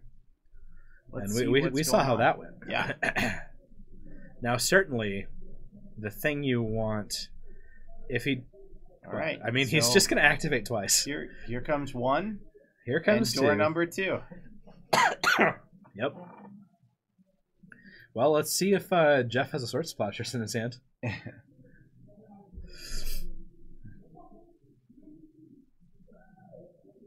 Okay, Caracas bounces back.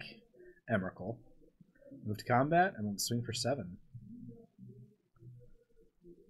That is strong. That is a strong maneuver that just happened right there. In for 7. Now, did he gain his 7 life? Because I'm not sure he did. You might just leave it the same and draw. He's going to leave it the same and draw. I understand. In our backup match, Rest in Peace is on the board. And Rest in Peace and a Vendilion click. And Paul's like, this is good magic. Rest in Peace just makes lands cry. Mm-hmm. They're just like, no. I mean, they have Croson Grid. Paul crop rotating into a Merit Lage pretty soon here, though. I believe that's the case. So, certainly going to untap with the potential for a Merit Lage. Yeah. Eric does have a 3-1. That blocks for a turn. Let's see. You're supposed to Emmy, pass priority, re-sneak Emmy, attack. I think that's viable, certainly. And Fradmal Nobeard, thanks for coming in. We'll see you soon. 4 a.m. Central Time to make it down to Memphis. Oof. Driving from Ohio, I guess. Drive safe. Yeah. Get sleep. Be happy. Play well. How many is getting 2 hours of sleep? 3 hours of sleep, I guess. 3 hours of sleep. Get what you can. Yeah.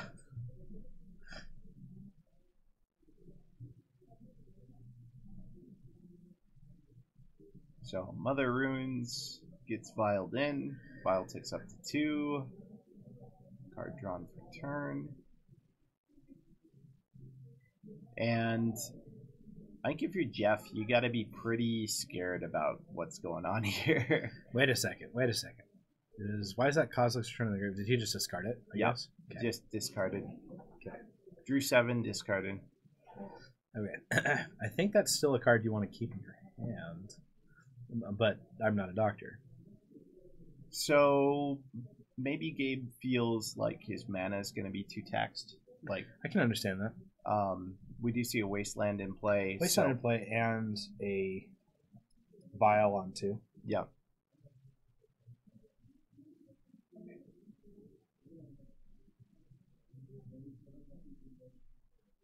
So Wasteland gonna probably take care of.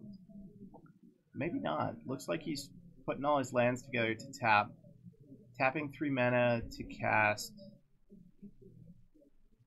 something. Thinking about it. I can hear Gordon outside, one of our Legacy Championship or Challenge players, winners, saying he's got some ideas for me, and specifically Jace the Mind Sculptor came up, and that intrigues me. So it looks like he's going to email me about his ideas. Okay. Looks like we're going to get Recruiter of the Guard. I'm assuming that's going to get a Relic Warden. That makes sense to me. File that Relic Warden into play, taking care of this sneak attack. Yeah. I mean, other than the fact that the Kozilek's Return could be in Gabe's hand. Right. And that's got to feel like, unless Gabe has another one in hand and that's why he discarded, that's going to be a little bit rough. That doesn't. So, I don't know.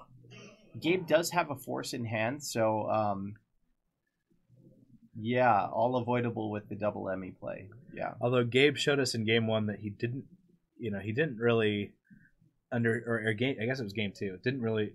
No, it was game 1 when he won the Sneak Attack, where he didn't really understand the going back to the main phase. Okay.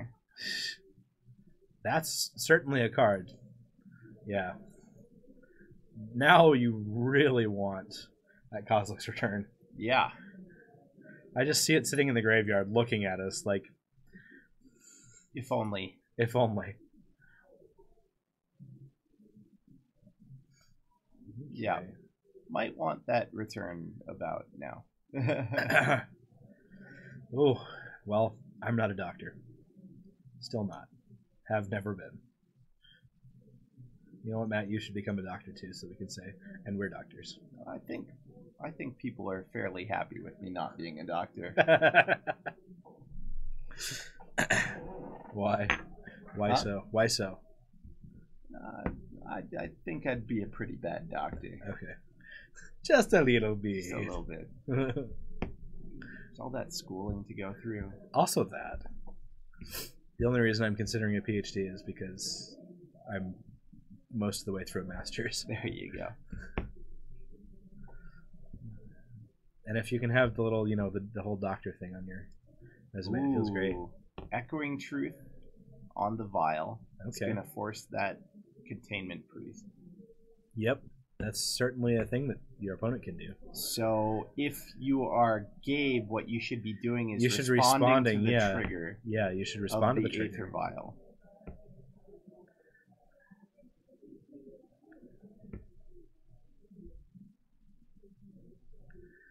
Yeah, you can respond to that trigger. You do know how you're playing it, Gabe. You're right. Yeah. Yeah, you can respond to the trigger. Respond to that trigger.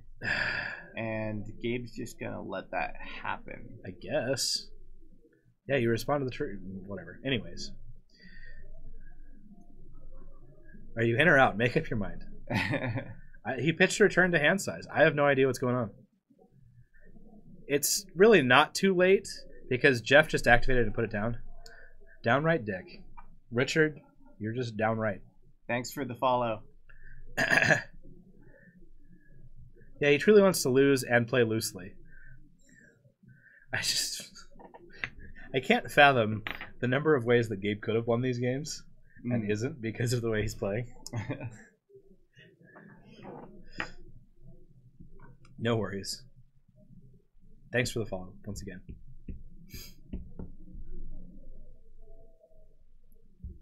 So Gabe, looking at some more cards, trying to figure out what he's going to do to deal with the board and kind of the mess that he's dug himself into here. Yeah. It looks like Paul won his round against Deathblade with Eric. Yeah. So. What a poor set of matchups for Eric to lose out on those last two rounds. Mm-hmm.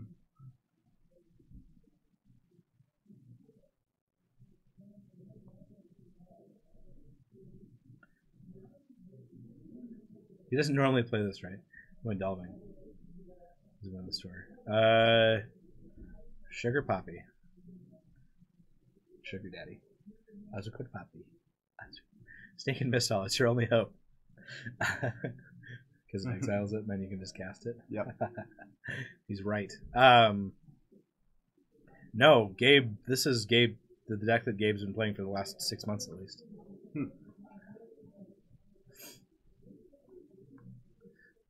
Alright, so Thalia coming in, we had a Wasteland take out Volcanic, and Thalia is going to get forced. Sorry, Thalia. I mean, but Kozlik's return would have solved all of this. Sure. And the pressure's in play. Now it's on Gabe to It really is. figure it out. It's really on Gabe to figure what's going on. I mean, he has drawn, like, literally infinite cards. Yeah. Yeah, in this game so far, we've had, a Gristlebrand activate. Uh-huh. We've had at least 5 cantrips be played. At least 5 cantrips. Andy was on the draw. Or, no, he was on the play. Never mind. But still, literal infinite cards.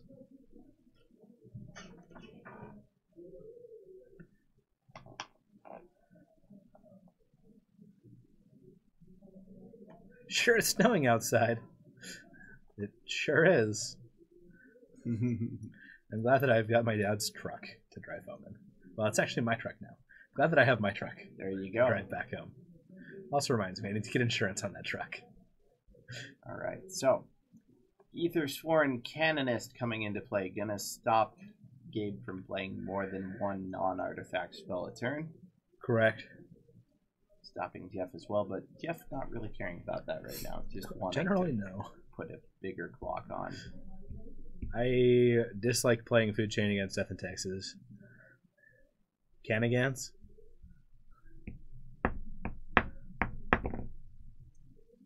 I mean, not an artifact.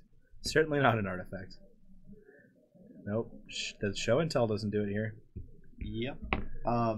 Mother Runes coming in there, getting kind of aggressive. We've seen Jeff be really aggressive with these Mother Runes all tournament. Oh, yeah. Probably less than ideal, but Jeff just trying to get extra points of damage. Yep. Well, I guess we got a show and tell here. Show and tell Omniscience. That is certainly a card right there. Definitely. Show and tell Omniscience just says, I'm going to cast my Emrakul. Thank you very much. Okay. So, Gabe might have found his out. Yeah, so he can't cast his Emrakul right now. Yeah. So if a Relic Warden exists, I'm not sure what's going on right now. We're doing a trigger off of a Stone there we Forge. go. Yep. Okay, what's the life for Gabe? 9, I guess? So it looks like he's not terrible. The one card that show likes versus Death in Texas, exactly. So Jeff has to have more than just a Caracas. He has to be able to get this Omniscience off the board. If he can't get the Omniscience off the board this turn, it's over.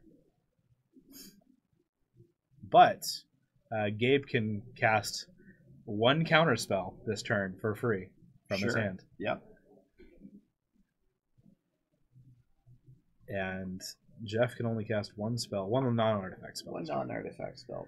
And this Caracas is very useless against this. Maybe Richard Manballs. Thanks for the follow.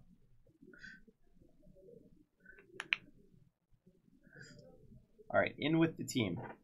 2, 4, 5, 6, 7. Down to 1. Now, does the priest stop both players from putting creatures into play? What's the wording on Canonist? I believe it stops the return from, like, returns cast, right? Return is cast.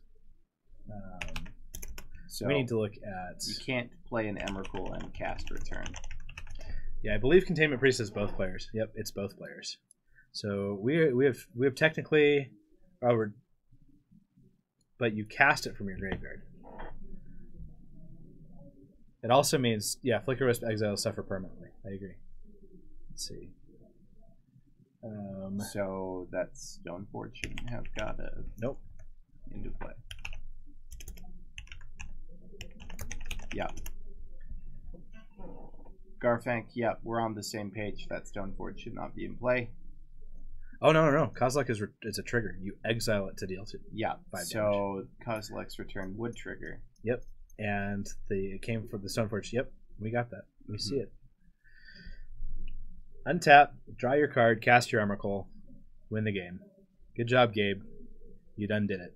Emrakul goes for that return, exiles the return. Wipe your board. Take my other turn. Yep. Attack for a lot. And Jeff scoops it up.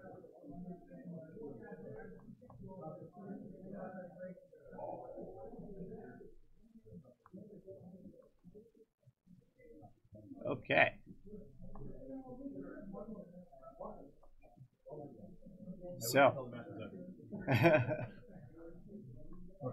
So Gabe takes that match 2-1, and that'll be our 4 rounds of everything.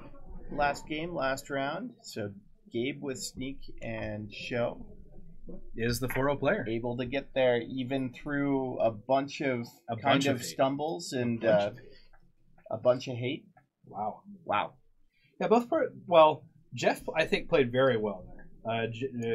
Gabe was definitely playing very loosely, but was able to pull it out. Because who knew Omniscience is a card? Omniscience is a card, and Omniscience off of Show and Tell definitely beats Containment Priest. Yep. Let me just cast this here, Emrakul. Yep. Let's have fun. For sure. Also, the fact that it returns Kozilek's, or it gets Kozilek's return blows the board. You're just like, oops, and the Summercold is just straight up lethal to the rest of your board. Yeah. Yeah. Well, No. The moral isn't to not discard Kozilek's Return necessarily. I think he should have held on to it and played it earlier, certainly. But having it in his graveyard was very beneficial there. For sure. Well, guys, thanks for tuning in.